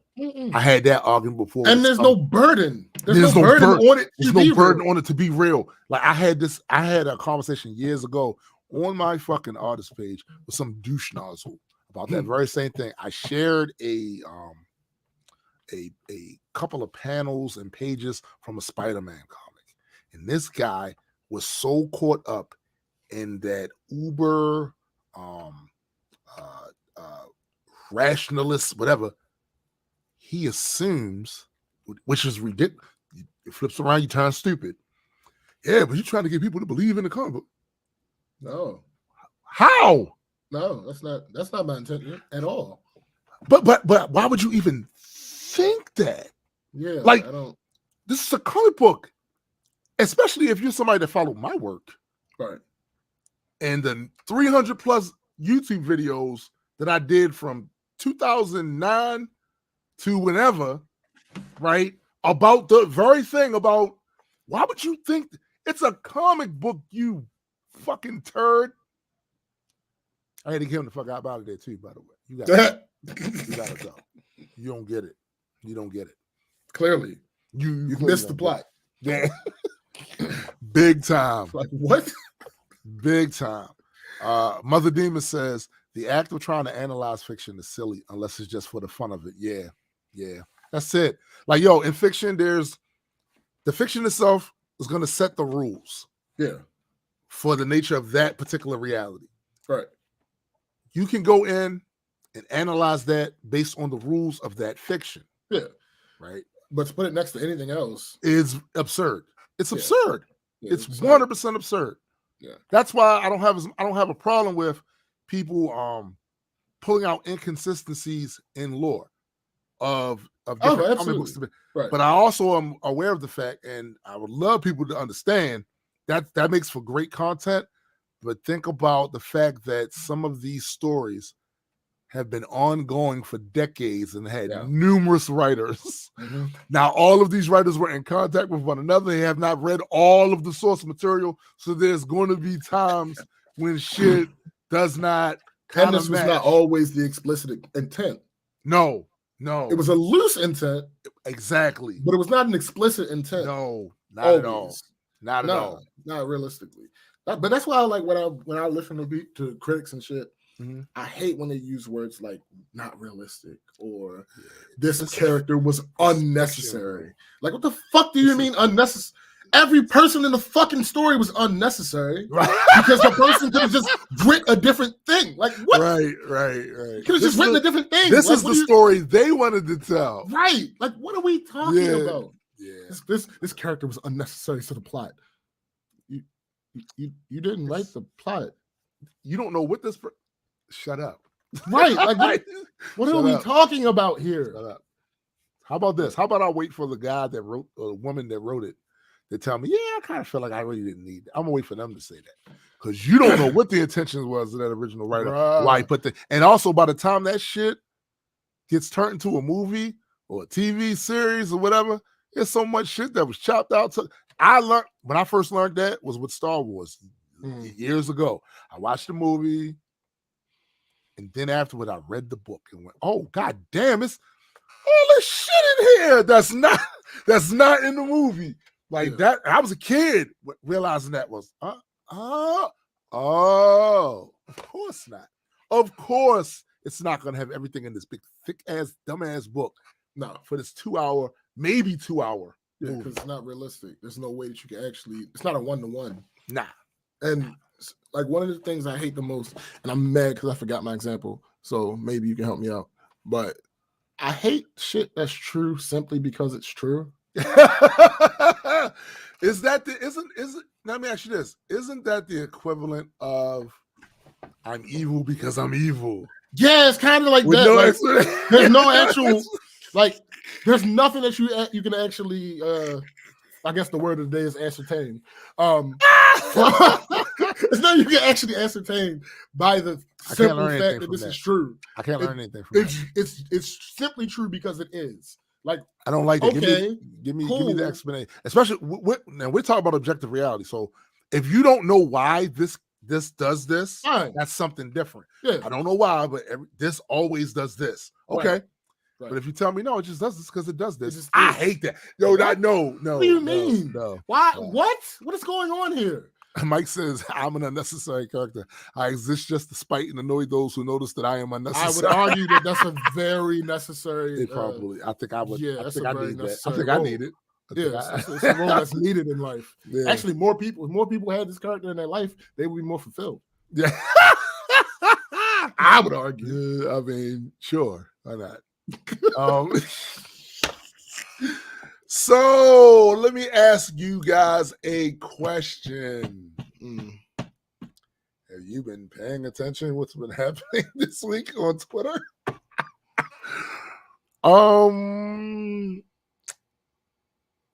I am not disappointed at all.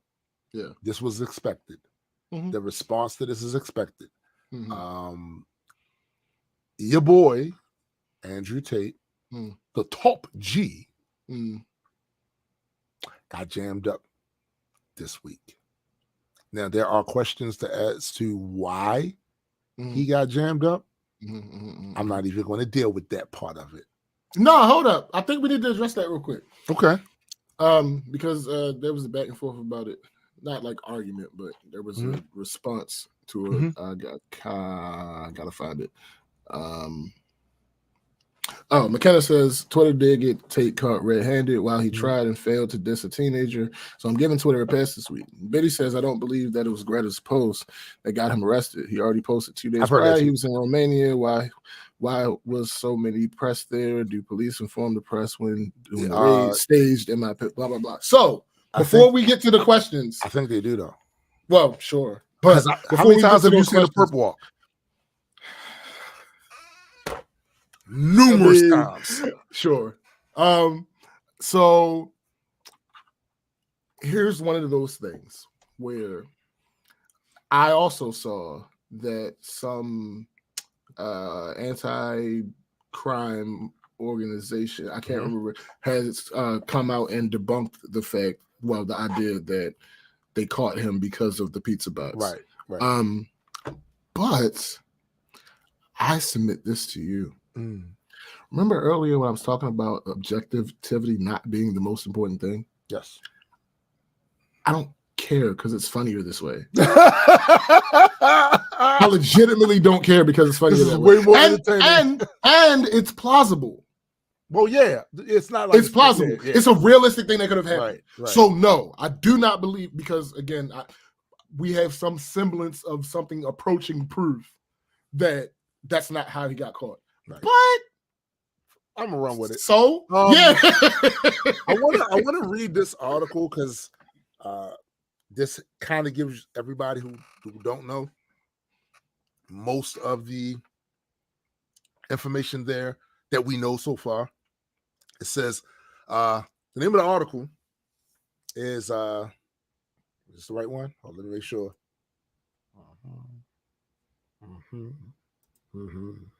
Yes, this is the right one. All right. So the name of the article is, as news of Andrew Tate's arrest goes viral, influencers are trying to mobilize their fan bases in his defense. Quick facts. Andrew Tate and his brother Tristan were arrested in Romania on Thursday. They were detained in connection with an investigation into a trafficking ring. Influencers like Aiden Ross and Sneeko rushed to defend Tate online. So a number of influencers have rushed to defend Andrew Tate, the self-styled guru and internet personality known for his misogynistic content, after he was arrested in Romania Thursday along with his brother as part of a human trafficking investigation. News of his arrest followed a high-profile Twitter feud with 19-year-old environmental activist Greta Thunberg, leading it to draw even more attention on the platform. Tweets about the news have received millions of views, and terms related to Tate have been trending. Streamer Adin Ross, who some of y'all probably don't know if you're not really on a Twitch thing, but some of you may. Streamer Adin Ross, who has supported Tate in the past, wrote to his 1.8 million Twitter followers on Thursday. Joe Biden, please go ahead and pardon Andrew Tate. To read the actual quote, the actual post. No, I ain't gonna lie though. Joe Biden, please go ahead and pardon Andrew Tate. Donald Trump would have been on it already. Unfortunately, Trump clears you, Sleepy Joe. The tweet drew derision in the comments, although some users with thousands of followers also commented in agreement with Ross's sentiment. Let's see. Sneeko, who was banned from YouTube earlier this year, went live on the alternative video platform Rumble on Thursday with a stream titled Free Andrew and Tristan Tate. He opened the stream, which has amassed over 225,000 views, by telling viewers to spam Free Top G and Free Andrew Tate in the comments. The YouTuber and streamer Asmon Gold also sparked backlash for suggesting, with no evidence, that the government was trying to frame Tate. After the arrest, the Romanian Directorate for Investigating Organized Crime and Terrorism posted a press release that said the case involved 4 unnamed individuals, 2 British citizens and 2 Romanians, accused of running a criminal group. According to Reuters news outlet, prosecutors said the 4 suspects appear to have created an organized crime group with the purpose of recruiting, housing, and exploiting women by forcing them to create pornographic content meant to be seen on specialized websites for a cost. In the days before the arrest, Tate fell into a Twitter feud with Thunberg after he taunted her with a tweet asking for her email address so he could send information about car emissions. Thunberg's response, email me at smalldickenergy@getalife.com, went viral, rapidly becoming one of the most liked tweets of all time with over 3.6 million likes and 257 million views. In Tate's reply to Thunberg's put down, a box from a Romanian pizza chain could be seen, which led many to speculate that the pizza box was what led Romanian authorities to confirm that he was in the country and arrest him, although the viral theory has not been verified. Tate's only tweet since the arrest read, "The Matrix sent their agents," which has been interpreted as referring to the authorities. Y'all some stupid motherfuckers. Wait. I just want to read this little tidbit from Sneeko. This is potentially his last tweet. I don't know. I'm not about to go to his actual page. No, fuck. But he tweeted this 8 hours ago. 2022 will be remembered as the year the Matrix broke. Elon Musk sacrificed his reputation for free speech. Ye was debanked for spreading love speech. Cobra Tate was jailed for telling the truth. Power to the people. And that's what we're going to actually talk about right now. You see, these jackwagons, these ass wipes, they're way smarter than their audience. Yeah. Way smarter. See, we'll get on here and we'll laugh at Andrew Tate. We'll laugh at Adin Ross, and we'll laugh at Sneeko and how utterly ridiculous the shit they saying. And most of you will too. And you're right to. It is ridiculous. But see, today are millions of fans that are entertained by that bullshit and willing to go balls to the walls for the whatever narrative these motherfuckers are spinning.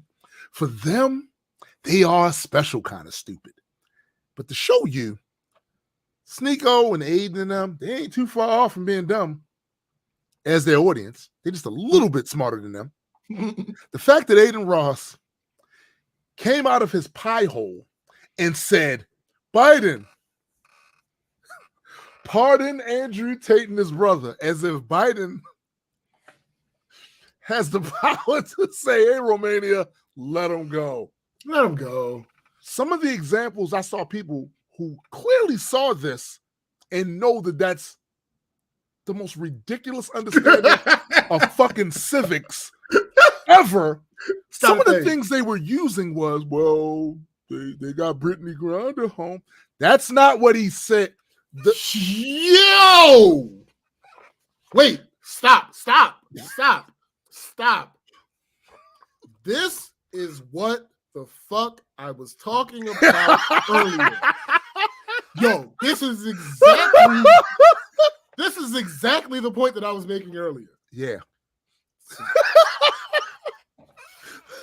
When society is working, the people with the expertise are doing their job. Their jobs. This is a clear case of society being broken. Yo, society is not working the way it's supposed to work. It's not, bro. It's what? Yeah. Here's my problem. Here's my problem with that comment. Now, generally, I hate is one of my little small pet peeves where there will be something in some type of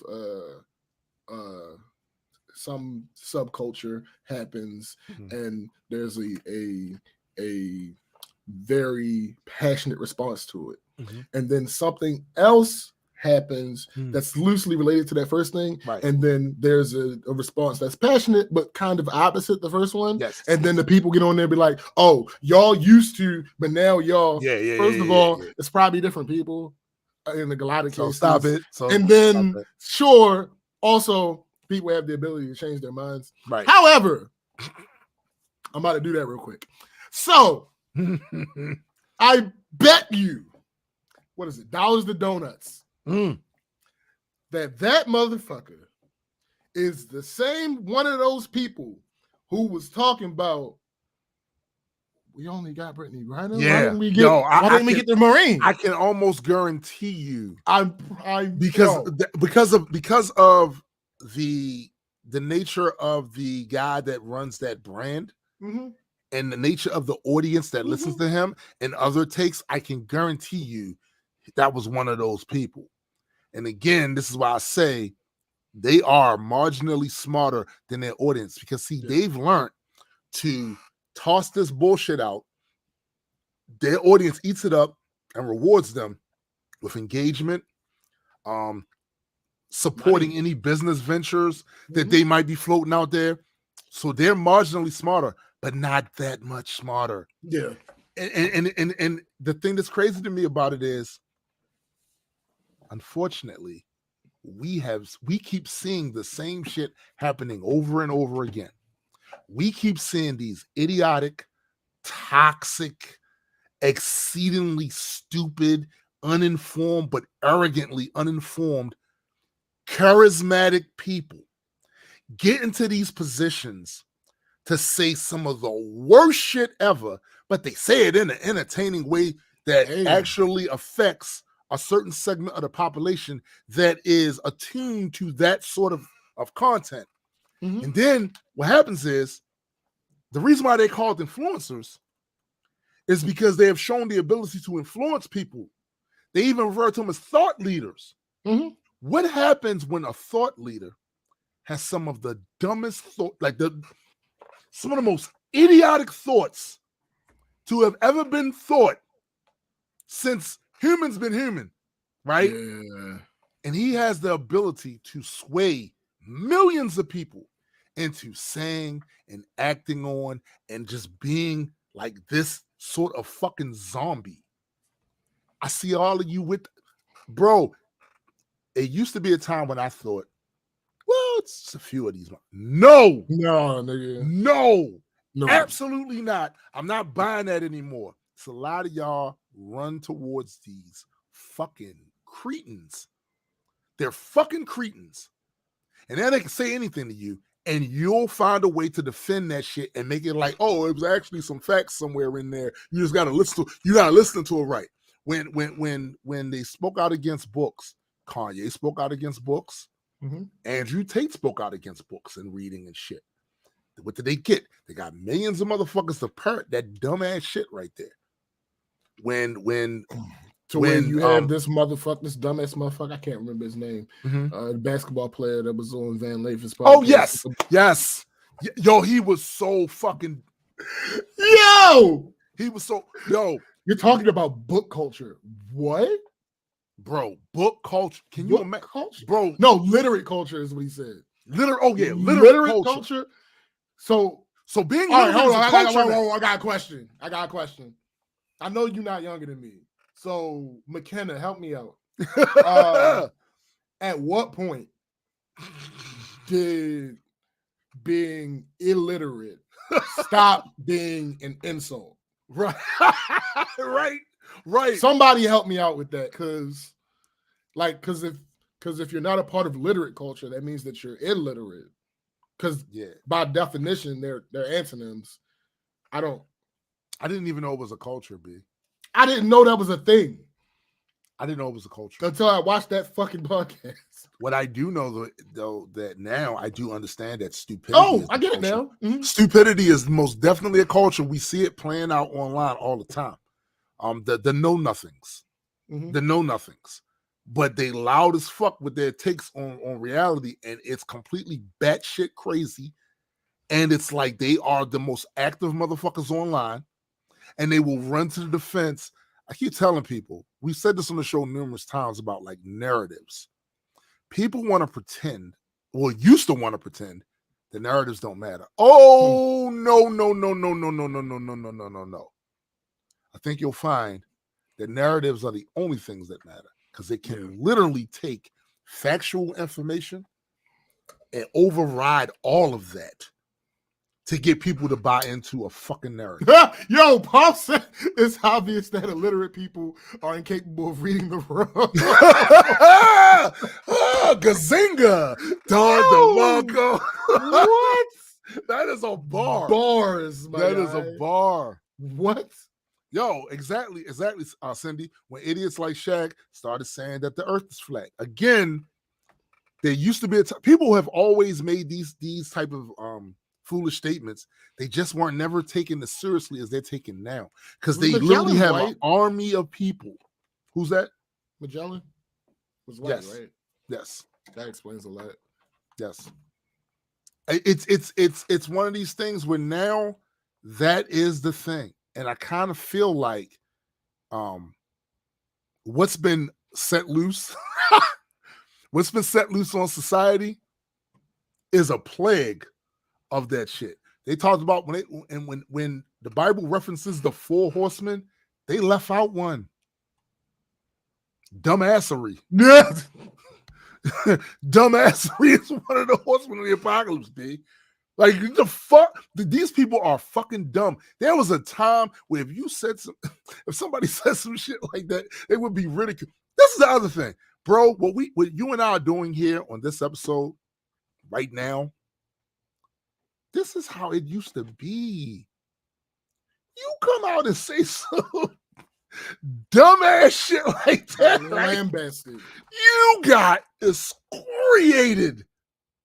What? And now people will cheer and salute that stupid shit. Kanye came out and said, Kanye crossed the Rubicon by saying he loved Hitler.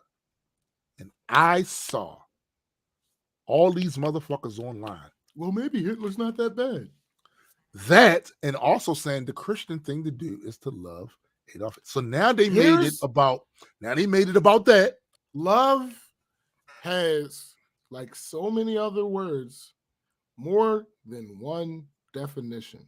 Also, anytime that you are translating something from an ancient text and then translating again from another ancient text and then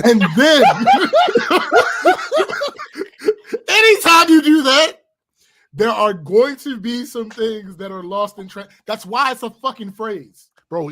Lost in translation. We're at the point, it don't have to be ancient for it to be lost. Like it could be literally one generation removed, and motherfuckers got it all the way wrong. All the way wrong. Like, Discord says we should start a rumor chat. I had thought about this before. Creating the best conspiratorial rumors that kill off stupid people by their own hand, right?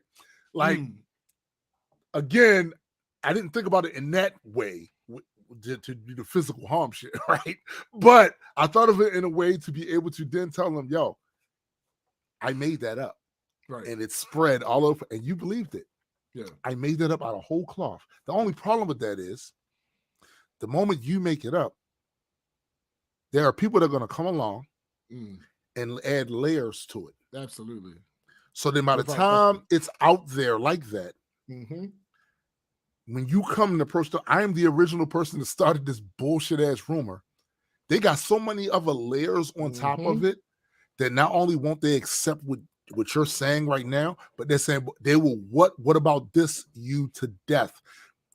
Like the guy that first came out, the scientist came out and cast some doubt on GMOs. He has long since recanted that. That did not stop Jennifer McCarthy and the host of to this day, still running those same myths about GMOs. They built an economy around it. There's an entire this isn't a specific example. This is when rinse, wash, and repeat.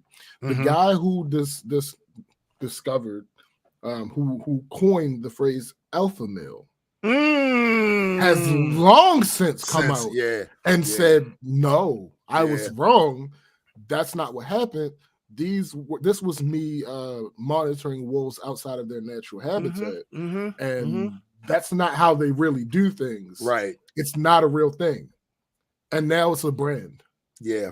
It's so much of a brand now that people are labeling themselves as that. You know what I'm saying?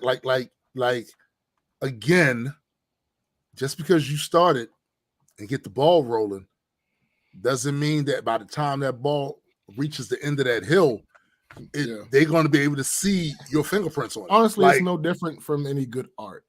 Once you release it, it's not yours anymore. Right.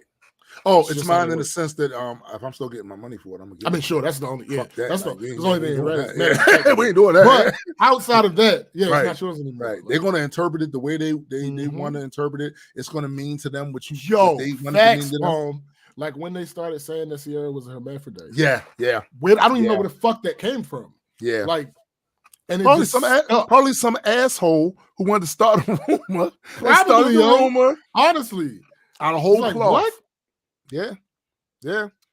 And we used to call that telephone. She says, am I the only one that remembers playing that in school? And one phrase used to call that telephone. Kid, they whisper it down the line, and it's never the same thing. Yeah, we used to call it telephone. Yep. I feel like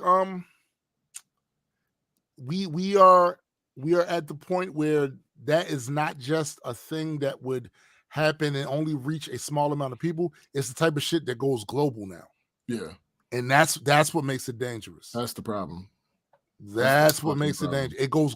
It's one thing if you got this one little, like the flame will go out, it'll burn for a little while in a limited amount of area, lose oxygen, and only those few people there got jammed up in it. Now it's global, and that shit it makes it dangerous because then people. We said this on the show before too. Beliefs inform actions. So, like, you're going to act on what you think is true. You're going to act on it. So, if some uninformed or malicious motherfucker decides to come up with some stupid shit and it gets you to believe it and get enough people to believe it, people will act on that belief. They just will. It's a wrap. Hey-Boss said it's going to be an extinction level event. Bro, I think it already is. A S on events. Because I don't think it's not going to be one thing. No, hold on. I disagree. I think it is. I think we are on that extension. It's conscious. We are now right. What I mean is there are several events that have taken place that brought us here. It's not just this one incident. It's several things. Yeah, I heard about that. I told my wife this morning. Barbara Walters died this morning. Actually died last night. But she died at 93. So yeah. I mean, she was good. Yeah, you know it's kind of. She retired. She got her ass up off that view. She got to sit down. She probably took a couple trips, places. You know what I'm saying? Ate some good ass food. Thanks. You know what I'm saying? Like at 93. Listen, if entropy wasn't a thing, this would be sadder because you'd be like, oh man, damn, people die. What the fuck going on? But people do die, and a lot of times people die a lot earlier than that, and a lot more tragic than that. So the fact that she got 93 years, nigga. Yeah. But swinging back around to Andrew Tate,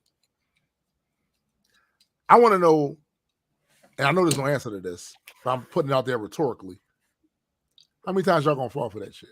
So I can give you an answer. All the times. In perpetuity. Right. See, because here's the thing, right? We don't know what's gonna happen next. We don't. I do. With him. We do. But we do, but they don't. They don't. But what I can say is anybody that listened to his rhetoric and a lot of the other things that he had said publicly, they are not surprised by any of this. So his follower, why are you? Was the OnlyFans thing mentioned? No, it was not mentioned. Apparently a part of it was what effectively made it trafficking. Effectively made it sex trafficking. Was he would get them under fear of abuse and under drugs to do stuff for an OnlyFans that he was profiting from. Yeah. And you know the thing that's also crazy about that, and this is what I mean by some of you have no moral conviction. You just don't. Yeah. Because some of these same people spewing a lot of the right-wing social award type shit made a big deal out of pointing to their political enemies and going, pedophile. Yeah. They pedophiles. Yeah. They human traffickers. Yeah. They made a big deal of doing that to anybody that disagree with their political point of view about certain shit. You a groomer. You're this, you're that. Some of these people championed guys like this.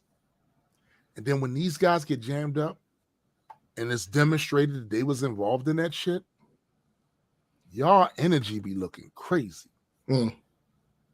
Because these are the things that y'all said was some of the worst shit ever. And I would agree with you. Pedophilia is one of the worst. Abusing a kid, trafficking and forcing women into prostitution or doing that's low grade bullshit, right? But then when your heroes get caught up in that shit, y'all energy ain't the same. I'm gonna tell you right now, this is the difference between us and you. I don't give a fuck what that person does that I enjoyed. There's certain lines you can't cross with me. And then I'm done with you. So I can be a fan of the material or I like the content. The moment you are credibly accused and then demonstrated to have engaged in certain things, fuck you. I don't prioritize your shit over that shit the harm you just did. I don't do that. And I'm not going to get online and toss no defenses out there or be a shield to the criticism. Oh, no. Nah. You on your own with that, buddy. You on your own with that, buddy. Yo. Cindy, hashtag pizza tape? No. That's it. Hashtag pizza tape. Doesn't matter that it wasn't the pizza box that did it. Don't matter. Yo. Hashtag pizza tape. Yo. Yep. That's it. Yo. Headcanon. I'm gonna tell you the reason why he got spread around so quick. This is as a consequence of somebody that's always online. Yep, that's one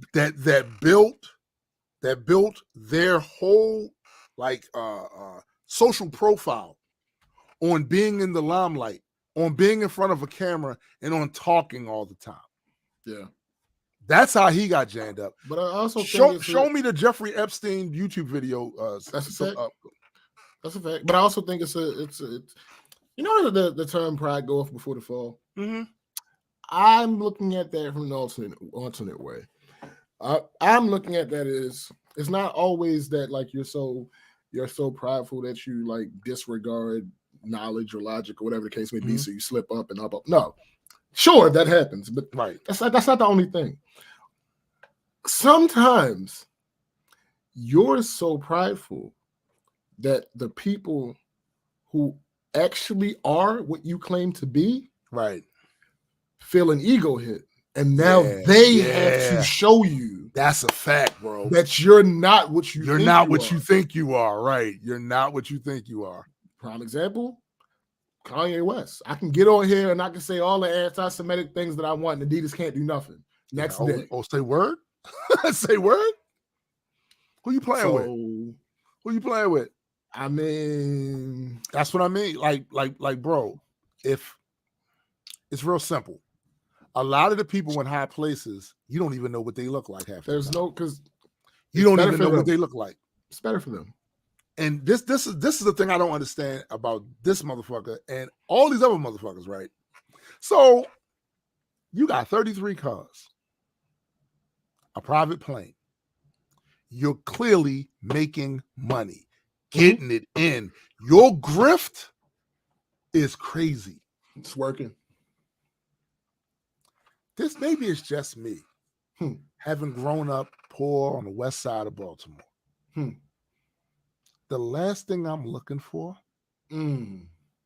is for my entire life to be placed under a microscope and in a camera. Well, there are several things about this. I don't believe that if I had the money to have 33 cars and the things that mean, like insurance for all of them, places to put all of them, all this other money to be able to fix any of them, if anything, all that, and private plane, blah blah blah blah blah. I don't foresee myself getting into a pissing competition with a 19-year-old. Yo, a 19-year-old that, regardless of what anybody has to say about her, nearly single-handedly changed the conversation on climate change. You picked that fight. Yeah. This is what I mean by personal responsibility and accountability. Right. His fans. McKenna said, cop car is his 34th now. Personal show first. Yo, I don't get why you chose to pick a fight with her. She didn't at you. Oh shit. Looky. Adding people. Looky. Here comes shit. Cookie. Oh shit. What is he doing? Yo, why is he looking like Oscar the Grouch over there with his head all down under the thing, like the trash can is right under there and shit? Like, what's going on? You can't help it.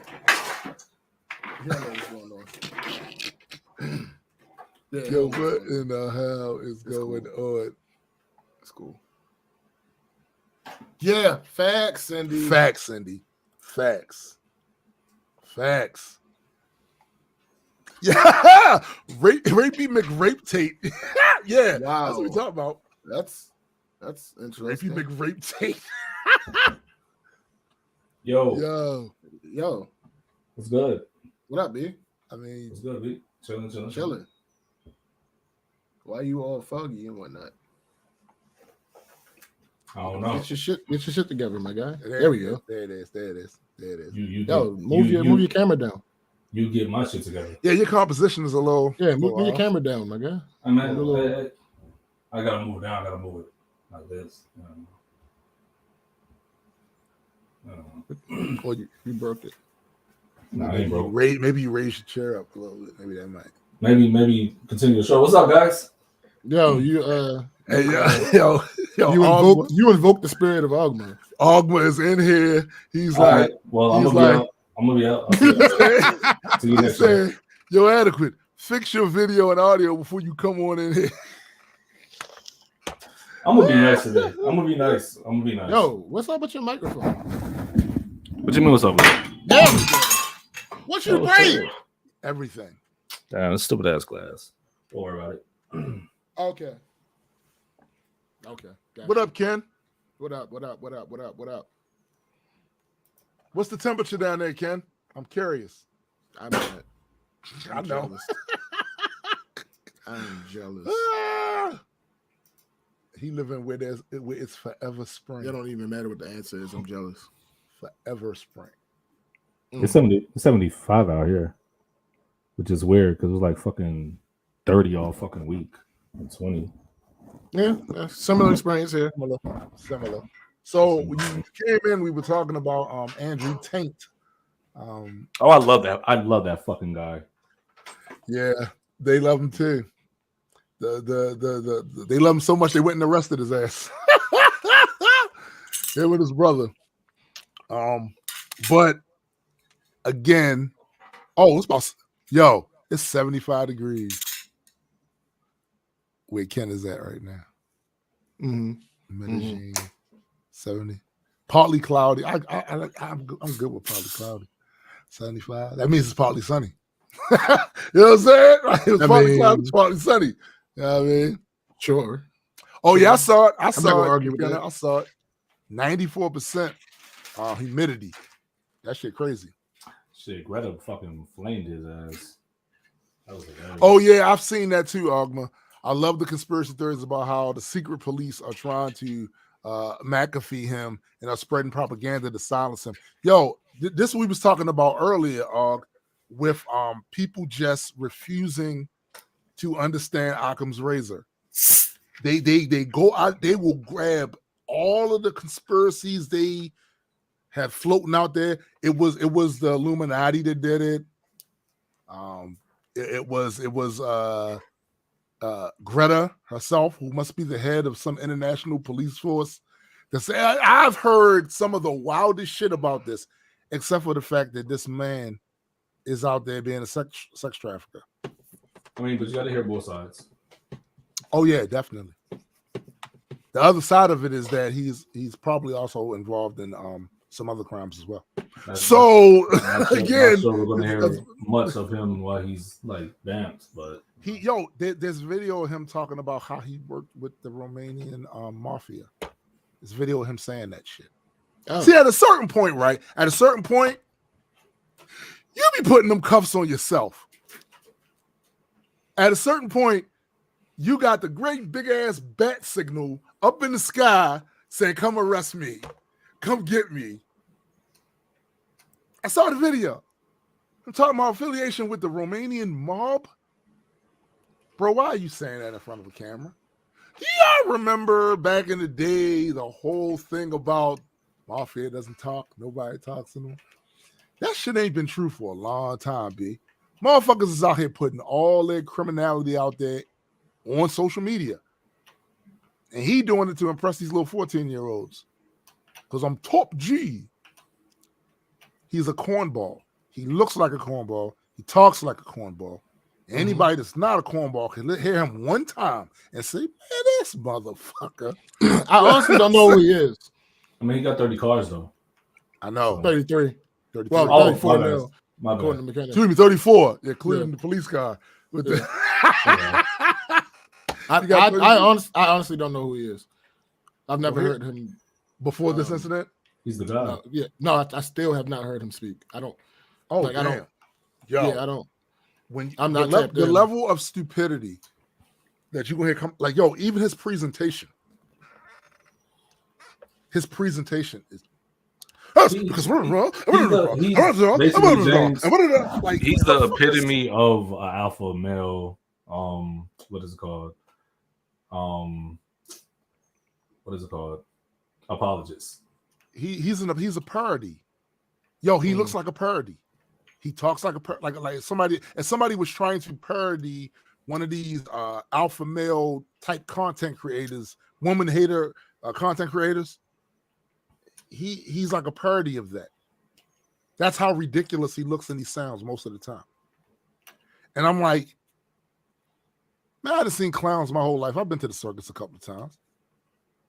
It's only funny to watch because it's so outlandish and ridiculous. Like the lengths. But see, I wish that was true for all the people that was watching. Like they watched it because it's a train wreck. They watched it because you are an abject fool, right? I wish that was the case. But a lot of these people watch him and take cues of life from him, and they think he's a sage, wise man. I mean, when I see shit like that, I took cues from him too of like, oh, don't be that guy. Don't be.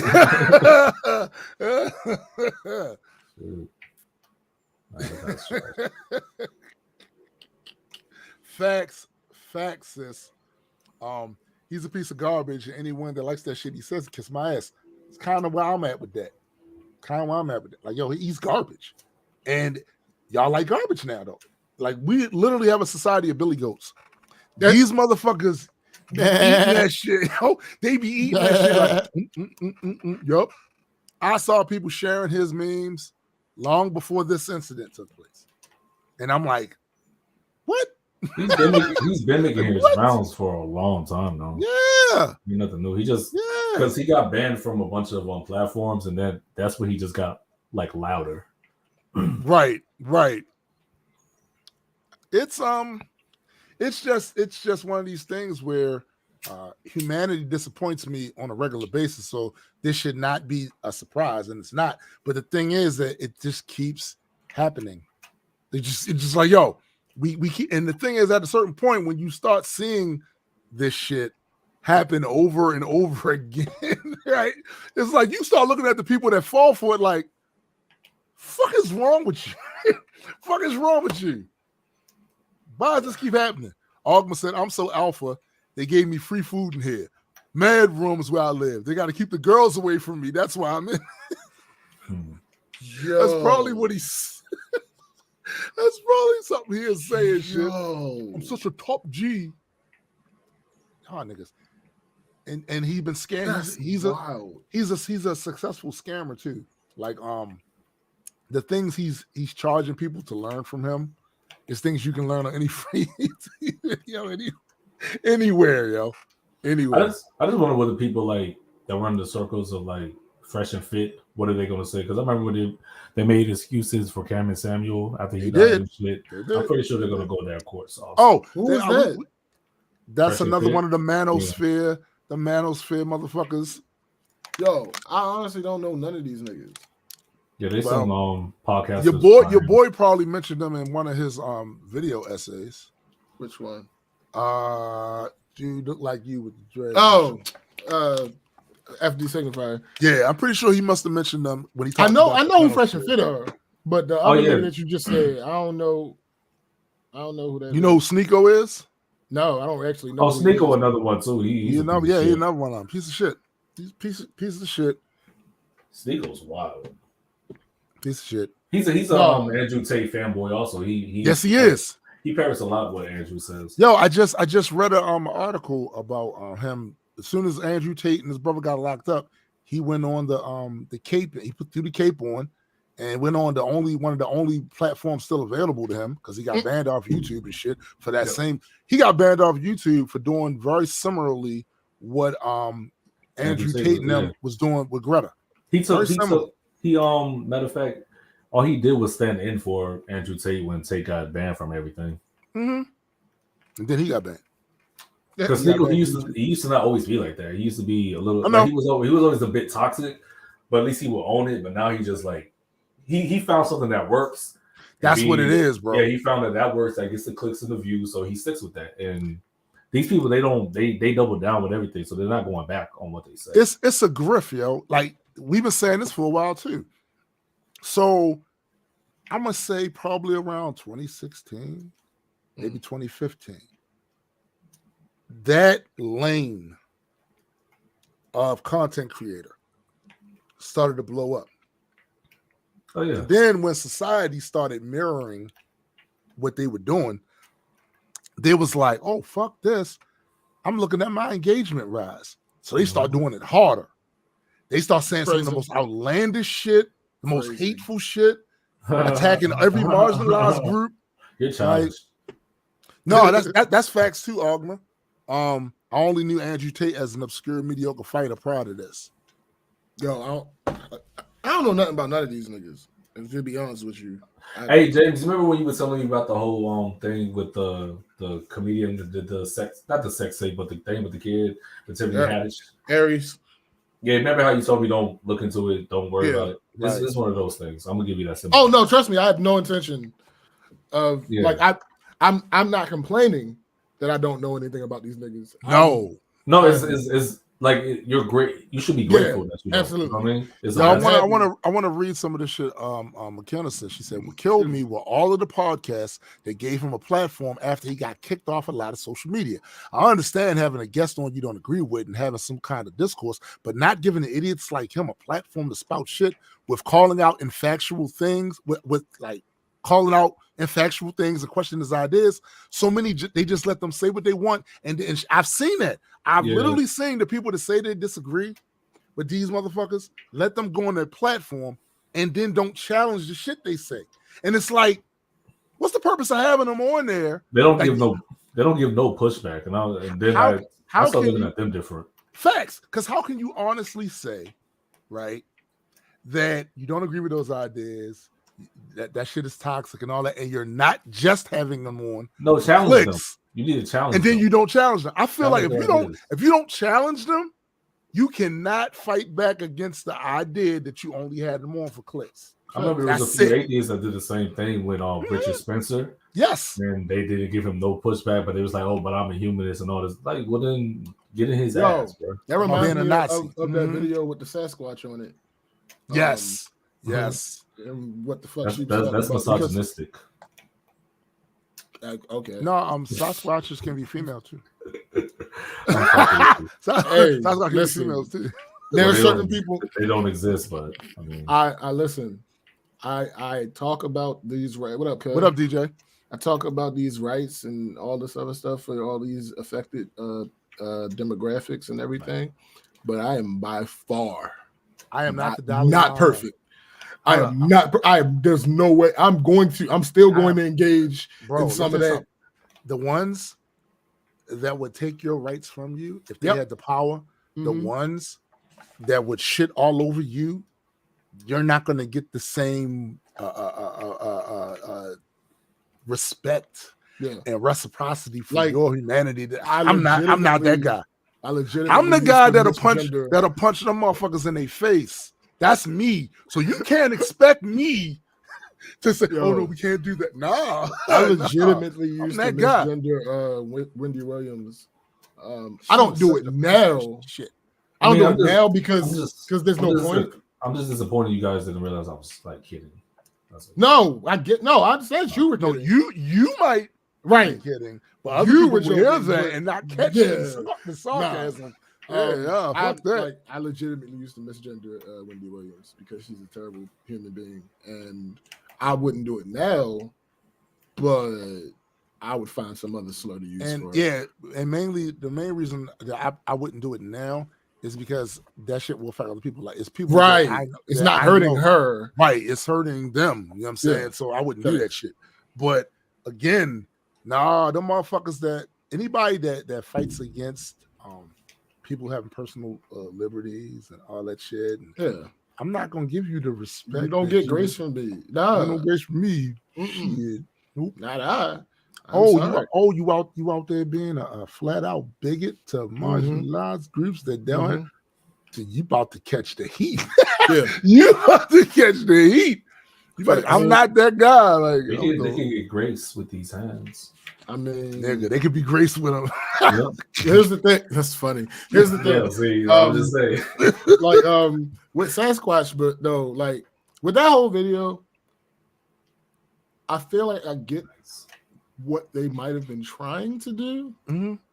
My issue is it doesn't work when you allow people to spurt out objectively incorrect things and then don't correct them. When you're talking about opinions, go back and forth 100%. Don't, if in that setting, don't correct their opinions. Allow the person that they're talking to fight back on that. Yeah. But objective things, nah, B, we're not doing that. We're not doing that. Right. Bro, Ogma, 100%. He said his wife had to fill him in on the human trafficking shit. SBJ, I was like, the fighter? Said all these people on this high value alpha male shit's character is suspect. Yo, this shit is literally dripping off of them. When you hear them speak, when their videos, it's dripping off of them. And yet,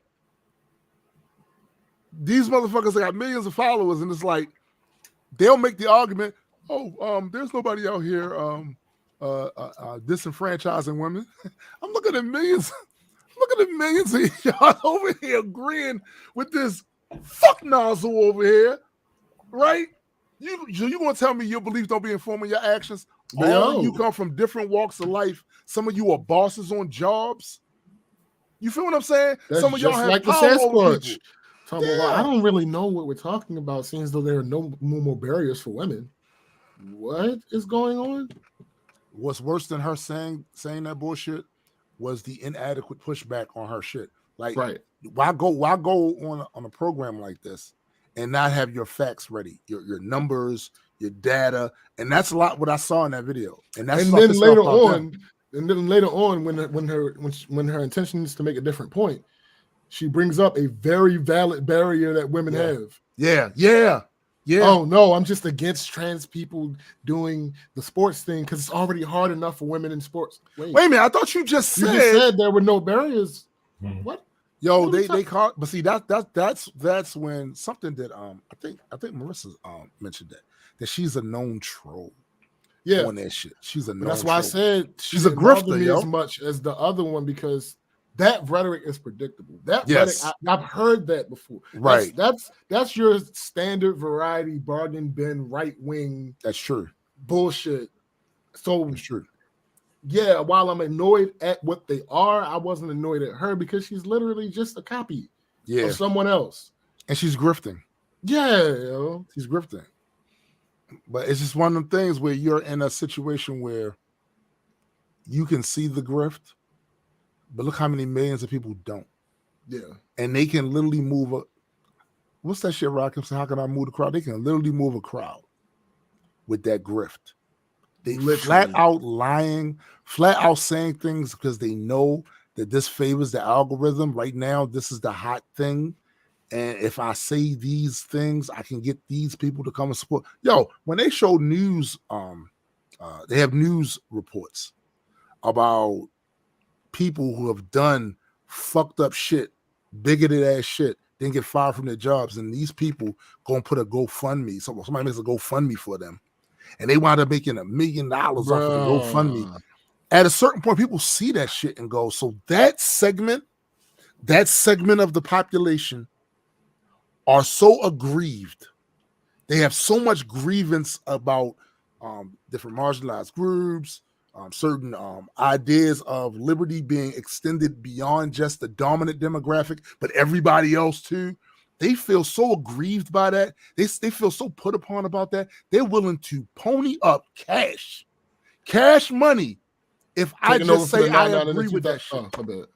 Basically, all I got to do is act like I'm a paragon of their virtues. Yeah. That I am the living embodiment, the avatar of their grievance. And then I get on any social media platform, be it Twitter, YouTube, whatever, and I spew these talking points and this rhetoric. They will come over here in droves. And I'm willing to deal with the public scrutiny from those that disagree, calling me names and my name being cast out there for a few years so I can collect this bank. And then I'll leave outside of public life with all this money and never worry about that shit again. Yeah, some people are willing to do that, yo. I don't need y'all no more. Y'all did that, served your purpose. Thank you. And here's the thing. To a certain extent, the people that actually do that, to a certain extent, I'm not mad at them. To a certain extent, I get it. The problem is only to a certain extent. Yeah, is because of the damage that they do. They do damage. And this is the damage. This other thing. The damage they do, they don't have to clean up. No. It's all the people that actually care about having a working. Right. Yeah. their conscience is fine because with they don't even hear a bunch of the damage that they actually do. Nope. It'll never make it back to them. And they have learned this tactical technique to be able to shield themselves from it with their rhetoric. Facts. You know what I'm saying? Like, it's already kind of baked in. A lot of these people that are quick to talk about personal responsibility and accountability, it's baked in there. So when they say harmful shit to a large crowd and move a crowd to do harmful shit, they immediately run back to, what about their personal? I didn't tell them to go. Right. It's automatically baked in where they don't have to clean the mess they made. No. The only people that wind up cleaning it is just like when the insurrection took place, January 6th. They came in, smeared shit on the walls, damaged shit, broke windows, and then they left.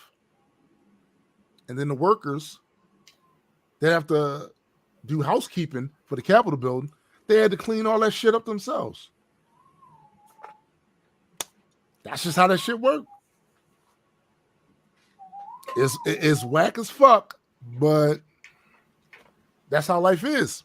That's where we at right now. And you know what's crazy? My daughter said the other day, she said, because we was talking about multi-verse theory, right? We was talking about multiverse theory. And we was talking about how everybody always, the first thing they go to is, what if there's a universe out there that has all this stuff that you like? They rarely think about the fact that there's a universe out there where Freddy Krueger is real. Right? There's a universe out there where there are several different things we have in fiction that are all real in that universe, right? And they're coming for you. My daughter said, what if this whole time this is the paradise universe? No. And all the rest of them? Nope.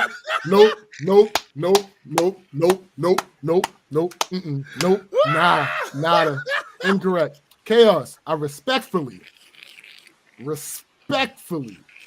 as respectfully as one can do this, disagree. There is no way. I'm not having it. I'm not here for it.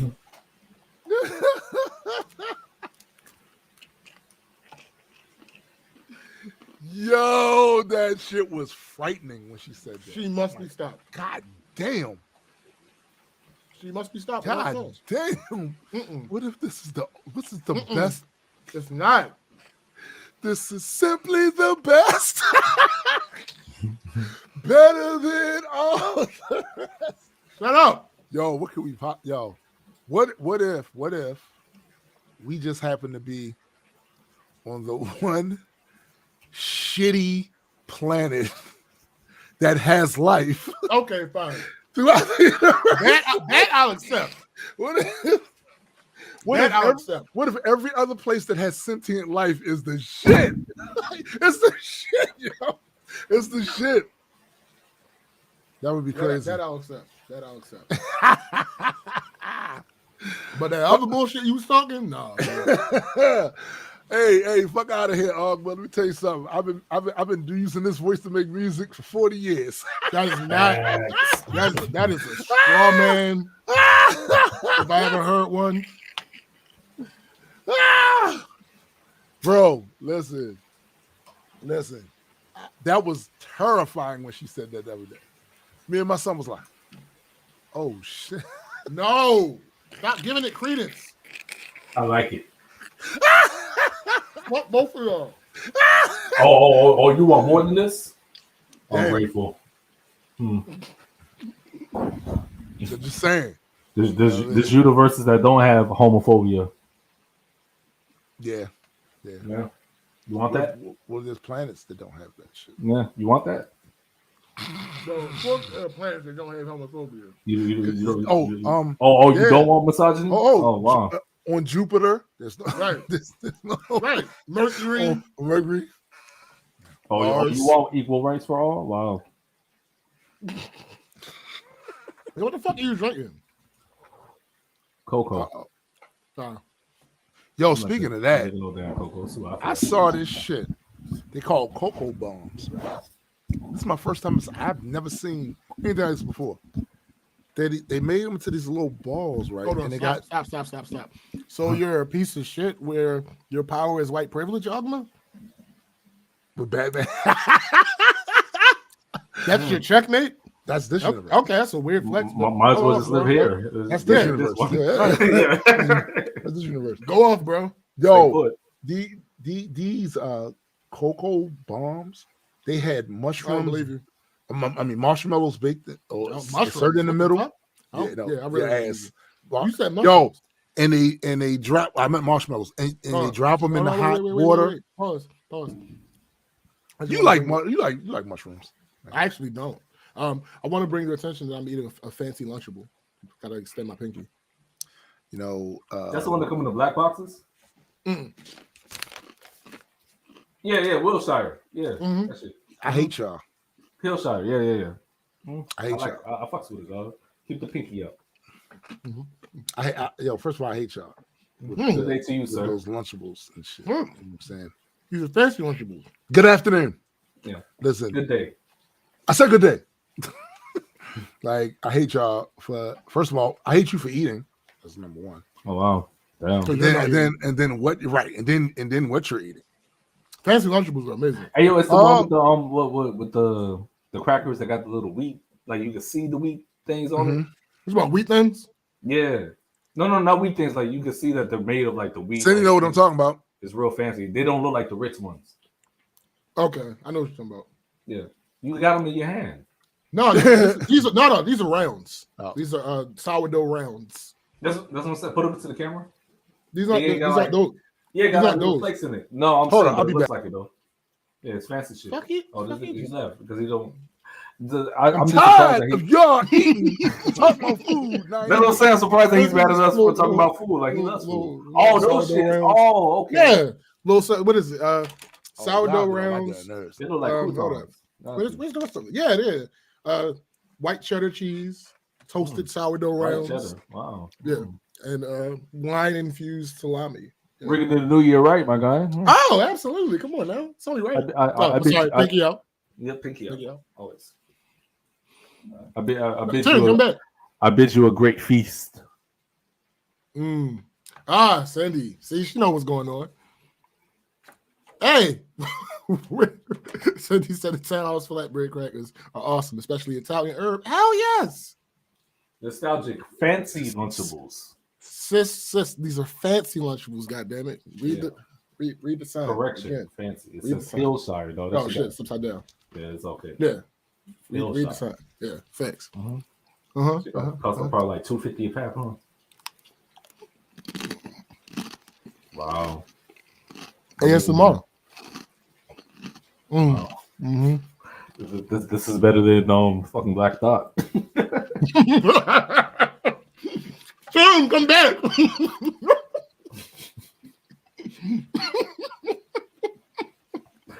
Oh, God. Yo, come back, first leader. Yes, I'm okay back. I'm okay. I Are think you okay, so. Eddie? Relatively, I'm alive. Eddie, so you okay? That's a thing. Are you okay? Are you okay, Eddie? I will be. Yeah, I'm just. I'm sorry. We have pissed him off. Oh man, he's back now. Is he? Yeah, I can hear him. I don't like when my friends are pissed off. It's fine. But would they rather be pissed off or pissed on? That's the thing. That's the question. Exactly. I'd rather neither. Well, sure. Ideally, in a perfect world, if I had a choice, it would be neither. But, sometimes we don't get what we want. Well, most of the times. Oh, yeah, real shit. Real shit. Yo. That's amazing. Homemade flatbread pizzas? Come on, Cindy. Come on now. Stop it. This is one of the first times in a while that I actually got up and made myself breakfast. Wait, that's breakfast? No, this isn't breakfast. Oh, I literally got up and made myself breakfast. Yo, nigga, you know the Pillsbury Grands biscuits, the flaky ones, the layers? Yeah. They have a Hawaiian roll flavor. Oh, they fucking off. Nigga. What? They just making shit now. What? That's on fire though. Nigga. It was absolutely fire. Is it by Hawaiian? The Hawaiian brand? No, it's Pillsbury. It's Pillsbury? Oh, yeah, damn. it's still Pillsbury. Is it in combination with the Hawaiian? Oh, damn. It's like left. He went far left. What, yo? Y'all, Hi, Tom. What I do? Hi, Tom. We missed you. You over there eating too, ain't you? No, not yet. Let's see. Yeah. I'm glad we only got 15 minutes. You see the coloring on the salami? It's I swear, man. I can't. The marbling. Y'all back to that. Amazing. Putting food in the camera and shit. Amazing. Oh, my bad. You know what? Fuck this shit. I'm tired of y'all. Yeah, I think no, it's not the same. I think Chaos was right. You're right. I think Chaos was right. James just proved that this is the greatest universe in the world. What the fuck is that? You don't know nothing about this. I don't. Oh, chocolate? Is that dark chocolate? Mm-hmm. Oh, see, I don't care. I don't like dark chocolate. Oh, maybe you want something that's not dark. That's racist though. Now that works. No, fuck it. It is more. That's anti-black. It's fuck though, bro. Hey, listen. I am what I am, and that's all I am. Right, Og. I left for like an hour, and you motherfuckers still talking. Yo. Puff said to him is the equivalent of a hangry pregnant woman. Oh wow, yeah. It's hard to argue facts. They probably need to mind his business because right now, as we speak, he got a banana in one hand and a banana in one foot. Wow. Wow. You mind him? Yo, what is wrong with you? All right. That's what friends are for, apparently. Facts, Big Mike. Marvel is to me what Marvel is to comics. It's superior. So ass. That is ass. My guy. So now that you're here, Eddie, you came in a little late. I had to see a man better. What was your week? What was your week like though? Oh, my week was. What was my week like? It was straight. Damn. No, because I went through a lot of shit, but I ain't gonna talk about it on cam. I mean, you posted pictures about Christmas gifts and shit. I did. I think you did. No, Eddie did not make that post. No, not at all. I got packs of ramen. Shit, I need that. Hey, that's all I eat at lunch. What flavor, my guy? I got the pork one and what is it? The chicken one. Okay, yeah. OG flavors. All right. OG as well. Oh, but that roast beef one is the shit though, bro. It is. The creamy chicken. Yeah, that shit life. Good. Yeah. That shit life. I think what I'm gonna start doing, probably like get like a can of mixed vegetables. Okay. Drop that bitch in there. Facts. Yeah. Chop up some little spices. Chop out some green onions. Yeah. Chop up a little bit of meat and shit. Soft boil a little egg. You know. Man, watch me make a spread at work, dog. What? And I get an hour lunch. We're back talking about food. Oh, my bad. You ain't said nothing but a thing, my guy. What's wrong, Tim? Y'all ass. I mean, Napalm, that's exactly what it is. It's a hookup. Nah, nigga, that's ramen. Dog. That's like good ramen. Nah. He probably put tuna fish in that shit. I have. That's a hookup. That's hookup. No, that's hookup. With your prison ass. vermin. Like facts, vermin. I mean, whatever, though. It is what it is, but you got to eat. You know what I'm saying? Vermin. That's 100% facts. Yeah. All I know is my night creamy chicken. Look, that was the first one I fell in love with. Because as a child, I don't know if I told this on here, but as a child, I did not like those noodles at all. Oh, damn. 100%. Hated it. Every time it was made, I just wouldn't eat. But I think you didn't like the season pack. Well, no, it wasn't even that. I can't tell you what the fuck it was. To this day, I have no idea. Because when I went over to Kenya, and I was not used to the fucking food, and my mama, some other kids' mamas and daddies had sent them some ramen, and I was like, "Yo, let me taste that again." Mm-hmm. Oh, all right, I get it. Now you get it. 3-4 boxes. Yeah, now you get it. Of these oodles and noodles. Hey man, and the first one. Well, I've always heard that Kenyan food is delicious. It is. But I was a 10-year-old child. Oh, yeah. He used to make McDonald's. Like, who wasn't used to it yet. I wasn't used to it yet. Yo, napalm. That's it. Survival mode kicked in. Facts. This was early. This was like within the first 3-4 months that I was there. Once I got used to it, they was doing their thing in the kitchen. Burning. But early, like I said, that very first night, imagine the scene. As a 10-year-old child, you get off the plane. It's pitch black. When you walk down the stairs of the plane, you see nothing but British soldiers with long rifles threatening your ass. It's just there. You walk into this place and there's a dining room and they tell you you're getting burgers and fries for dinner. And you're like, oh, fuck yeah. Hell yeah. What's your favorite? You get there and it's camel burgers. Yum. Yes, now. But again, then, nah, nigga. It's camel burgers and the ketchup is water. Nah, nigga. Wait. The consistency of the ketchup. Yes. The consistency of the ketchup was watery. Oh, okay. Slightly more viscous than water. Right.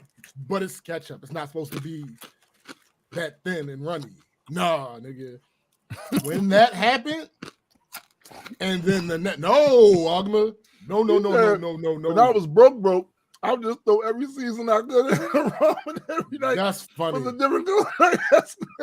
That's funny. Yo, Agma said camel burgers that meat got to be true. No. Not if you know how to make them. That shit was amazing. Once I got used to it. Know how to make them and do not overcook them. Yeah, facts. No, that shit was amazing. Napalm said burgers put a hump on you. That's funny. And then like the next night. Hold up, y'all only ate that on Wednesdays though, right? No, that wasn't no every week thing. That's what happened that first night that I got there. Oh, I just figured it was hump day. I guess once you got over that hump, you decided you liked the food. Okay, all right. And then the next week, for some reason, this didn't happen later on. For some reason, the first week, all we had was my pronunciation is off because it's been like 20 years, 25 years. Yeah. Anyway. Yeah. So, I knew this day would come. Shut up, nigga. Yoma Choma, which is like roast beef, but I didn't fucking know that at the time. And that's not what they refer to it as Yoma Choma. So I'm like, all right. And then these hard ass, dry ass grits. Hold up. There's got to be a dress right here. What, yo? What can I say? At least keep adding water. Unlike my older brother 3 times in a row while he wanted to be a chef. Hold up. Oh, here's the thing. How you trying to cook ramen? Here's the thing. The funny thing is that a lot of people was doing that there too. They was just opening the pack, dumping the seed in the pack in, crushing it up, shaking it up. Chips. No. I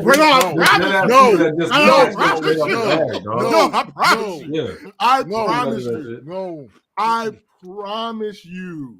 Yo, it was a thing. And I was like, what? Yeah, it is. No, nigga, no. Yeah, nigga. Yep, I'm right. The shit was Yama Chama. And like again, okay, it was ground, it was roasted goat or grilled goat. And I was like, nah. Billy goat. No, we don't eat. We don't eat. They won't eat that. We don't do that here. Until one day I actually tasted it. I was like, oh. Well, that's that shit. Oh, this shit is amazing. Okay. That shit hitting. All right, Ma. So still send the ramen, but not as much. Not as much. It's not as necessary anymore. No, I'm gonna agree with McKenna here. I accept ramen eaten raw way more than them trying to cook them and forgetting the water. Yeah, same. That's facts. That's crazy. All facts. Yeah, legitimately, the niggas was walking around with crunched up bags of oodles and noodles with the salt, the season pack. And ramen is like why Cindy say no? My son was putting it in the microwave without water because he was probably high and forgot the water. The house smelled for days. Oh my god! Hell no. That's hilarious. Yo, y'all wildin'. All y'all wildin'. Always said Matt and I once tried to cook hamburger helper without hamburger. I neglected to read the directions and didn't know you had to add hamburger at the time. I just assumed it came dehydrated in the box. Wow. So, like it's on the box. It says helper. He said he neglected to read the box. But he grabbed it, knew it was hamburger helper though. Yeah, no, I mean, yeah, so that's true. I ain't gonna help you out. I ain't gonna hold him. It's cool. I tried to help you out. I'm just saying. Yo, Cindy said her son did that shit 3 times. Oh no, that's beyond just being high, dog. You know what I'm saying? I would have given him after the second time. I'm like, all right. Yeah. But the third time now, fam.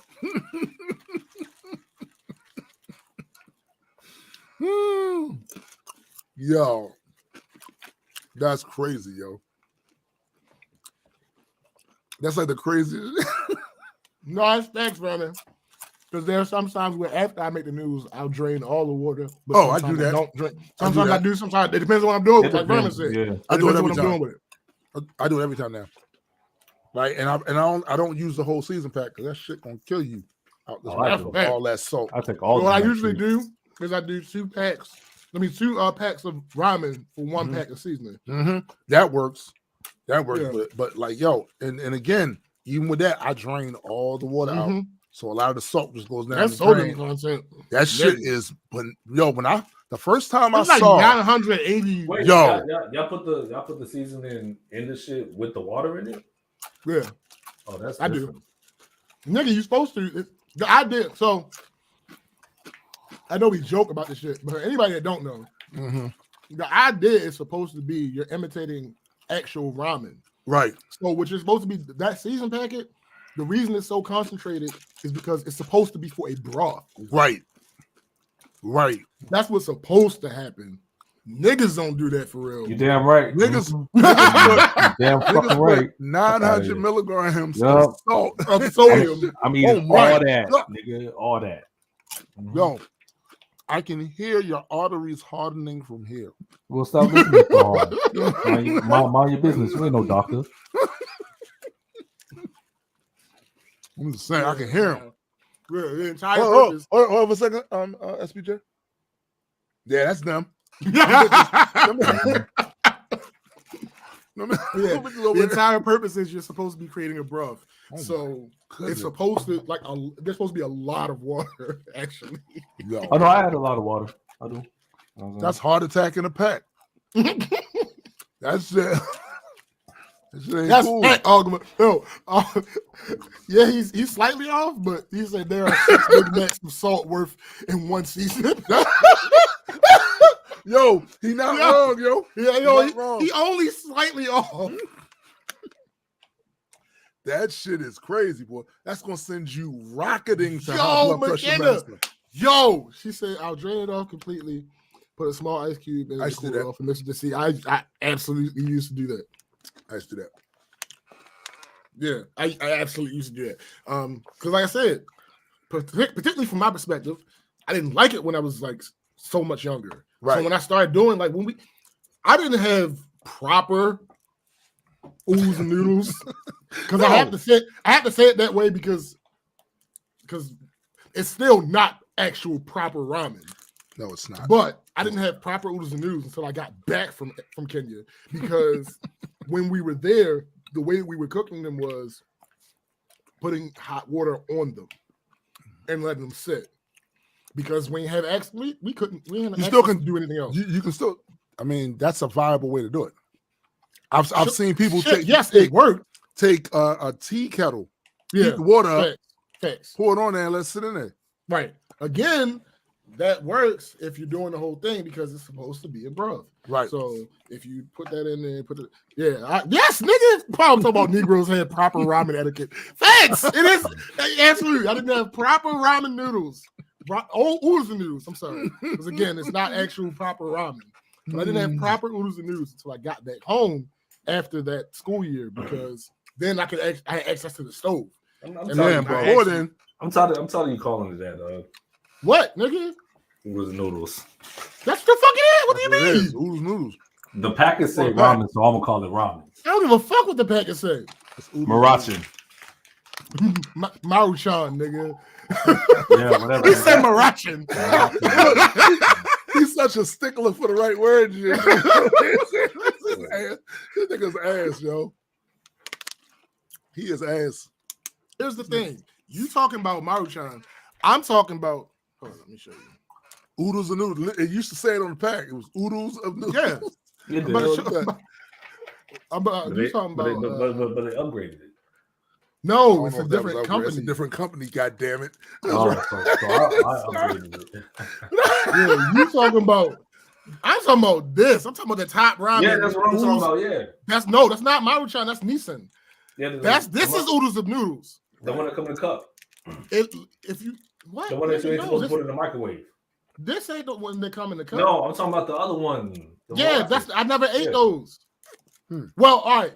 There was like a 3-month period where at work I would take them for lunch. But outside of that, I never ate those. The cup of noodles.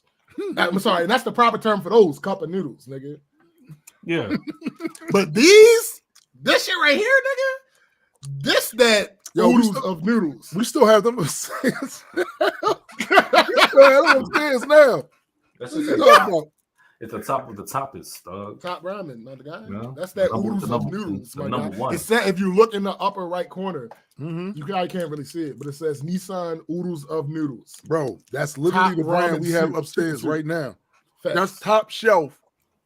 And I'm mad because last week when it was supposed to be all stupid, it didn't get as stupid as it was supposed to. Right. But I had went to the store because I was like, yo, in the event that I can't leave the house, I'm about to grab me some oodles and noodles.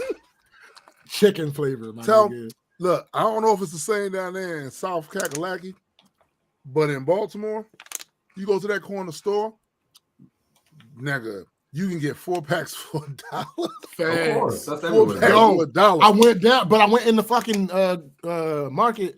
They were out. How the fuck were you out of oodles and noodles? Yeah, what you should know. You should. It was only shrimp flavor left, and I don't like the shrimp flavor. I mean, that shit hit when it needs to. Yeah, I eat all that shit. Really. I've never liked it. If you mix it with something else, like you mix it with. I've never liked the shrimp flavor.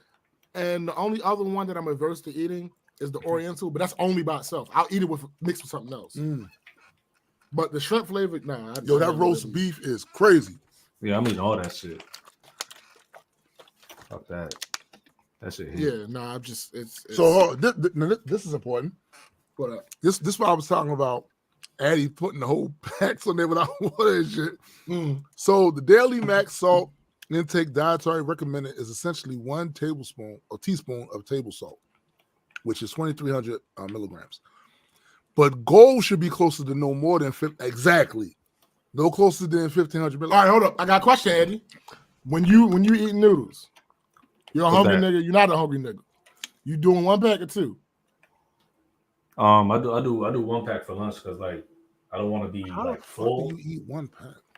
Nah, because nigga, I move around a lot. So if I'm full, then I catch the itis. I ain't gonna be facts, you know man. I got you. I ain't gonna be able to like work the way I need to. You know what I'm saying? All right. So but that fills you. So 2 fills you. 2 cans. Like sometimes I do eat 2. Like I eat 2. I would eat 2 packs if I have like the other shit with it. You know what I'm saying? Like if I have some like sausage with it and all that other shit. All right. So in that situation, okay. You could probably get away with. I'm making a point. Wait. So that you just exacerbated my point. So when you do that, you using both season packs? Like 1.5. Okay. All right. So right there, that's 1,300 milligrams of sodium. Right? Then on top of that, you added sausage. Oh my! The preparation for a lot of people that don't know, they get this confused because they think turkey bacon is actually a thing. Turkey bacon is not a thing. Bacon is in reference to the meat. Yes. Sausage is in reference to the preparation. Right. So we've seen how the sausage is made. Phrasing. So the preparation of sausage includes a lot of fucking sodium. Mm-hmm. So effectively, you probably went over what your daily intake of sodium should have been by like 400 or 500 milligrams. And that's one meal. That's one word. But also the other thing that you ain't factor in is like I don't give a fuck about none of that shit. So what else would you eating with that? What else? Sometimes I might throw in some chips. You know what I'm saying? Nigga! Yeah, some chips. Wait. The Fritos. You know what I mean? No. So what I'm gonna say right now is y'all can never just solely accuse me of being salty. Cause I have a salty attitude, but this nigga's body salt intake is crazy. Yo, like the Fritos. Like the corn chips. Mm-hmm. Yeah, nigga, Fritos. That's what I said. No, I gotta make sure, my guy. And sometimes it be like the barbecue ones if they ain't got the regular. The twisted barbecue or the regular barbecue? The twisted. Ugma says that adds a lethal dose of salt every time he sits down to eat shit. Literally, because wait, the sodium. This is that's another 100. Wait, tiny baggy. No, wait, we got to change that. Tiny bag. So you doing like the snack bags of the Fritos, or like you taking the ones that come in the vending machine, like the 25-cent joints. Yeah. All right, so that's almost another 500 milligrams of sodium. Well, you played too much. You played too much. Hey, you gotta eat, dog. You know I mean, niggas, sure, but God damn, my guy. Like niggas can't pay fucking $10 every day for a meal at lunch, dog. Like, no, you don't have to. we ain't living like that, my guy. You also don't have to put 5 packs of seasoning in one bag. I mean, you don't gotta do that either. We can also be minding our business, but you know what I'm saying. That's our thing. Yo, this nigga was eating 2,700 milligrams of sodium in a sitting. Right, so I only eat like once a day. I want to address this because this is super important. So McKenna says, I'm just saying, would you rather try to limit yourself to around 1,500 milligrams now and be able to do that healthily for most of your life, predisposed conditions aside, or would you rather be reckless? Now, as somebody that's living with the high blood pressure shit now, nigga, this shit suck. Sure. This shit 100% suck. You have your good days, you great. Your bad days are bad days. Absolutely. They are 100%. Bad days. This shit fucking suck. So if you taking all that into account, I'm gonna have to say living reckless because listen, my guy. See, some might listen to what I was just doing with Addie and misconstrue that for me making fun of Addie. No, I peeped. Not at all. Yeah. No, I wasn't quite that bad with my rhyming, but nigga, I ain't mad at you. I mean, you get it, like shit, like it's first it's quick, it's efficient.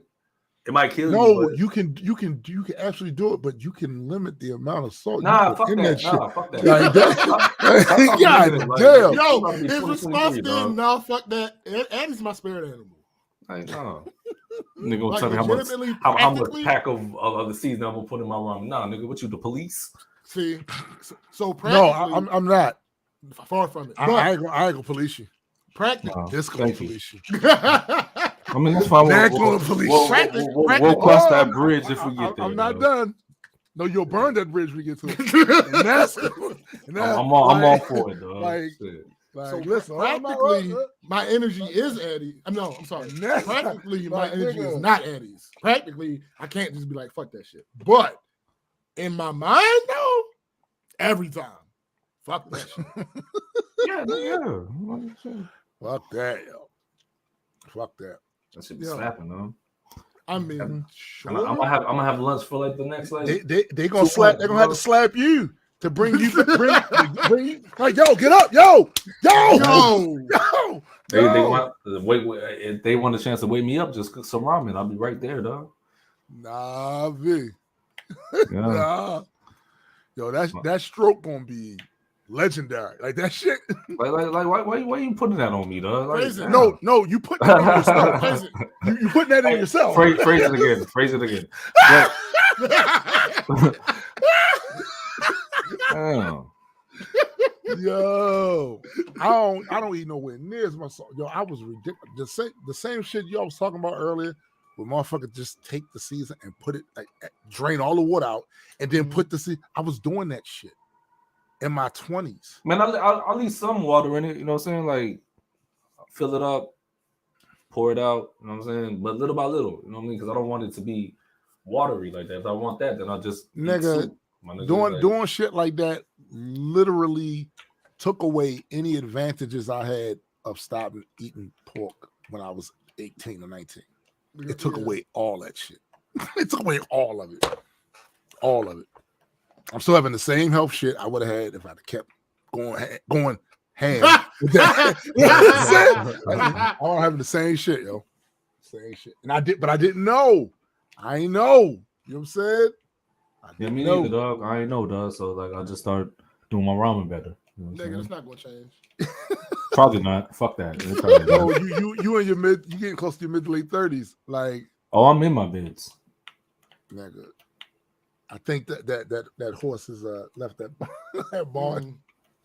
Left that barn. Yeah, you ain't changing. And you black. Yo, when the first time I had the blood pressure that was that high, I literally passed out in my kitchen in my apartment. Mm-hmm. And when I came to, I was like, "What the fuck?"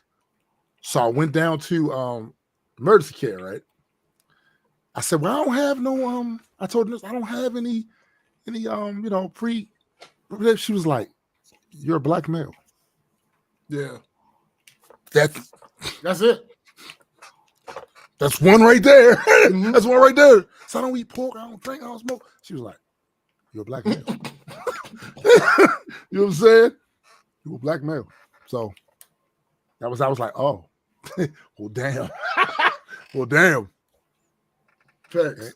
Years later, pillar getting. Yeah, that's stupid. What, nigga? I just said, damn, like, I'm just taking it all in, phrasing. Phrasing. Yo. No, yo. No, what? Nothing. Phrasing. Not important, apparently.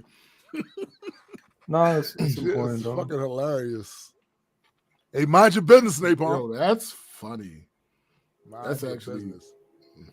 Top That's some top G shit he over there saying, eh? Okay. All right. I'm pretty sure that's the Andrew Tate reference. Yeah, it was. It definitely okay. It was spot on, mate. Spot on, mate. Top G. Top G in it. That shit's just stupid. Wow. Wait, he's British? No, I don't know. I don't know the fuck. I think he is, but fuck him. He's somewhere around the parts. Fuck him. No, facts. All facts. Fuck that, man. Eddie. You didn't actually answer the initial question. Nah, about your week. Niggas wanted to talk about ramen, so I was all in, dog. Like, actually, we were talking about fancy Lunchables first. Oh, well. Technically.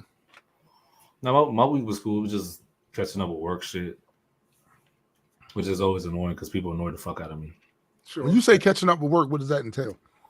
Because I had some health shit going on, so I had to like miss a few days. So I had to catch up with like just all the new things that they're doing for us to get our numbers right. So it looks like we're not gonna lose our job because we're doing everything right now. As opposed to the time y'all was doing everything wrong? Well, they were doing everything wrong. I was doing my job. So I don't know what the fuck else everybody else was doing. Damn it! None of my orders come back wrong. You know what I'm saying? Like my count be straight, my picks be straight. So I ain't worried about that. But I guess the way that they want to like delegate things is different now because now I'm more focused on FedEx than the DC orders. Because what they were trying to do before, they was like, all right, remember I told you they changed the schedule again? There's people that come from 6 to 3, and there's people that come from 8 to 5. I'm one of the 8 to 5ers. Right. So what they were trying to do, they was like, all right, so pick the domestic orders and the DC orders and the international shit and all that.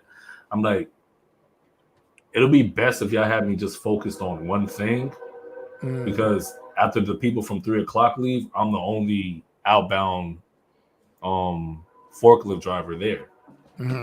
So you guys are throwing me like, and it's easy to get confused with the orders because if I'm in a mode of like, all right, I've done I did like 10 FedEx in a row. And then out of nowhere, y'all just throw me a DC order that goes right up the street. I might get that shit mixed in because I'm not looking at the paper because I was already doing FedEx. So I might put that in the wrong area. Right. And they'll put that on me. But I'm like, well, then stick me just doing one thing. Word. Because it's going to be confusing. But now they got it to where I'm just doing like mostly FedEx for the day, and every now and then I'll do a DC order, or I'll just be like, I'm working on FedEx. I'm not doing that right now, or I'll do it later. So I kind of get to like run it my way a little bit. That makes it more comfortable for me. So I like that shit. So that. I'm sorry. Did anybody acknowledge the joke that Paul made? I just think it was a very funny joke. Yeah, like it's on the mind's business. It's like top 20. I mean, he's right. Oh no, the other one. Yeah, wrong. So basically, you're saying everyone else is in it. That's amazing. I mean, that is a top. That's amazing. That's a top shelf. Okay, all right. That's top. I mean, but that goes for most things, though. Like, listen. Everybody can't be adequate, my guy. I mean, it's true. I mean, I'm not like doing a dick flute solo, but I mean, it is what it is. Ogman makes a good point. Even though he's probably being ass. He is. He say, yo, you got to watch the salt intake. You can't be passing out on the forklift with 42 pallets stacked up. Well, first off, you're not allowed to have 42 pallets stacked up. There's only 10 on that. So, yeah. How about that? Sucking those apples. Yo. That shit is crazy. That's just 100% crazy, yo. I mean... Hey, that's an OSHA violation, actually. It actually is. Right. I ain't gonna hold you. It actually is. Yeah. I ain't gonna hold you. You ain't wrong. That's funny. That shit was fucking hilarious. I ain't gonna lie, I do be eating on the job though. I mean, who among us doesn't eat at work? Right. We're not allowed to, but I do. Fuck that shit. You be eating on the while you on the forklift? M&Ms, peanut M&Ms. Word. That shit slap. Like, you say what? I don't think you want me to repeat it. Maybe not. Let's power. Let's move on. I said peanut M&Ms slap. Nigga said, let's move on. Let's power. I second guessed it after I said it. I was like, oh, I don't. Oh no, maybe it's not something to repeat. We're good. It'll be 2023 in a few hours. I'll let shit go sometimes. Yeah, like I said, I got no smoke, no beef with nobody for the rest of the year. Yeah, we good, 2022, yo. Yeah. 2022. Y'all see me January 1st. You know what I mean? So that means if you get into a situation tonight, you got to keep that motherfucker there until. Oh hell yeah, I'm playing pussy though. I'm like, you got it, my man. You got it until 12 o'clock. Oh, the 12 o'clock, that's different. Ass. I'm all on smoke. Ass. Shit. But no, I feel you though. Yeah, I feel you though. I just had enough for the year though. You never get me to disapprove of that shit. also, it shows growth, even though it's reluctant growth, but it is what it is. I mean, sometimes you got to take reluctant growth because there ain't nothing else. You know what I'm saying? Like, it's better reluctant growth than no growth. So yeah, because people think you pussy, but you're not. All right, okay. All right. Calm down, Bulldog. All right. And with that, we're about to end the show. Nigga. I would like to thank everybody. That was wild aggressive. Like that. No. That was the old me. My bad. I'd like to thank everybody once again for joining us. Like to appreciate Adequate for popping in with that last bit of smoke. You know, for our last show of the year. Yeah. We want to thank you guys for just all throughout the year, for real.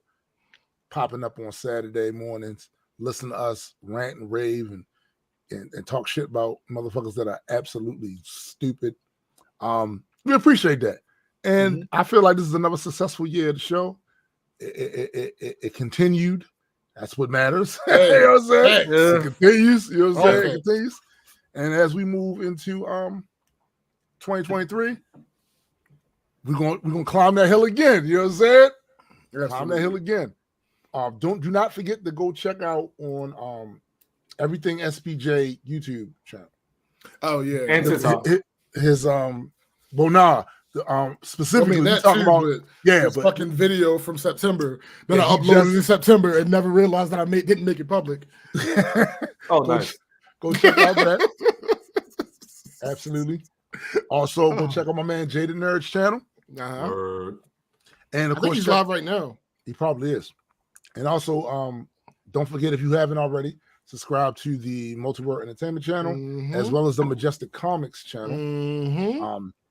And of course, my man Super Sci Guy with Metas and Mutants. Yeah. We want to wish all of you to have a happy and prosperous new year. Yeah. For everybody on our live stream, I am hoping for you to get the bag in 2023. Get the bag. Absolutely. Get the absolute bag. All of it. Yeah. And talking about New Year's and stuff, don't also go check out my single. It's out now. Oh hell yeah! I forgot about that. Yeah, it's called Memories. It's on the Memories. Now say that louder. See this the bomb right here. Say that shit louder. It's the memory. It's called Memories. Yeah. SPJ on Spotify. No, I mean it's more places than just Spotify. I'm just it's Amazon and iTunes. I mean, listen, hey James, you want me to plug it for you? We could. I think that was sufficient. Hashtag make James no, we're not doing that. The 2023 hashtag make sure to mention it, you know, that it's out there. It's a thing.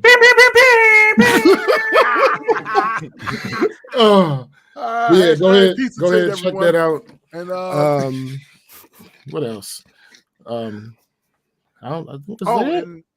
We should be doing the starting the Kickstarter coming up for issue 1 in mid-January. So look out for that.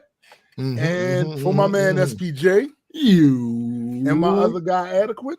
Yo. I am Tombstone the Dead Man. And for the greater multi-world entertainment family, and for 2022.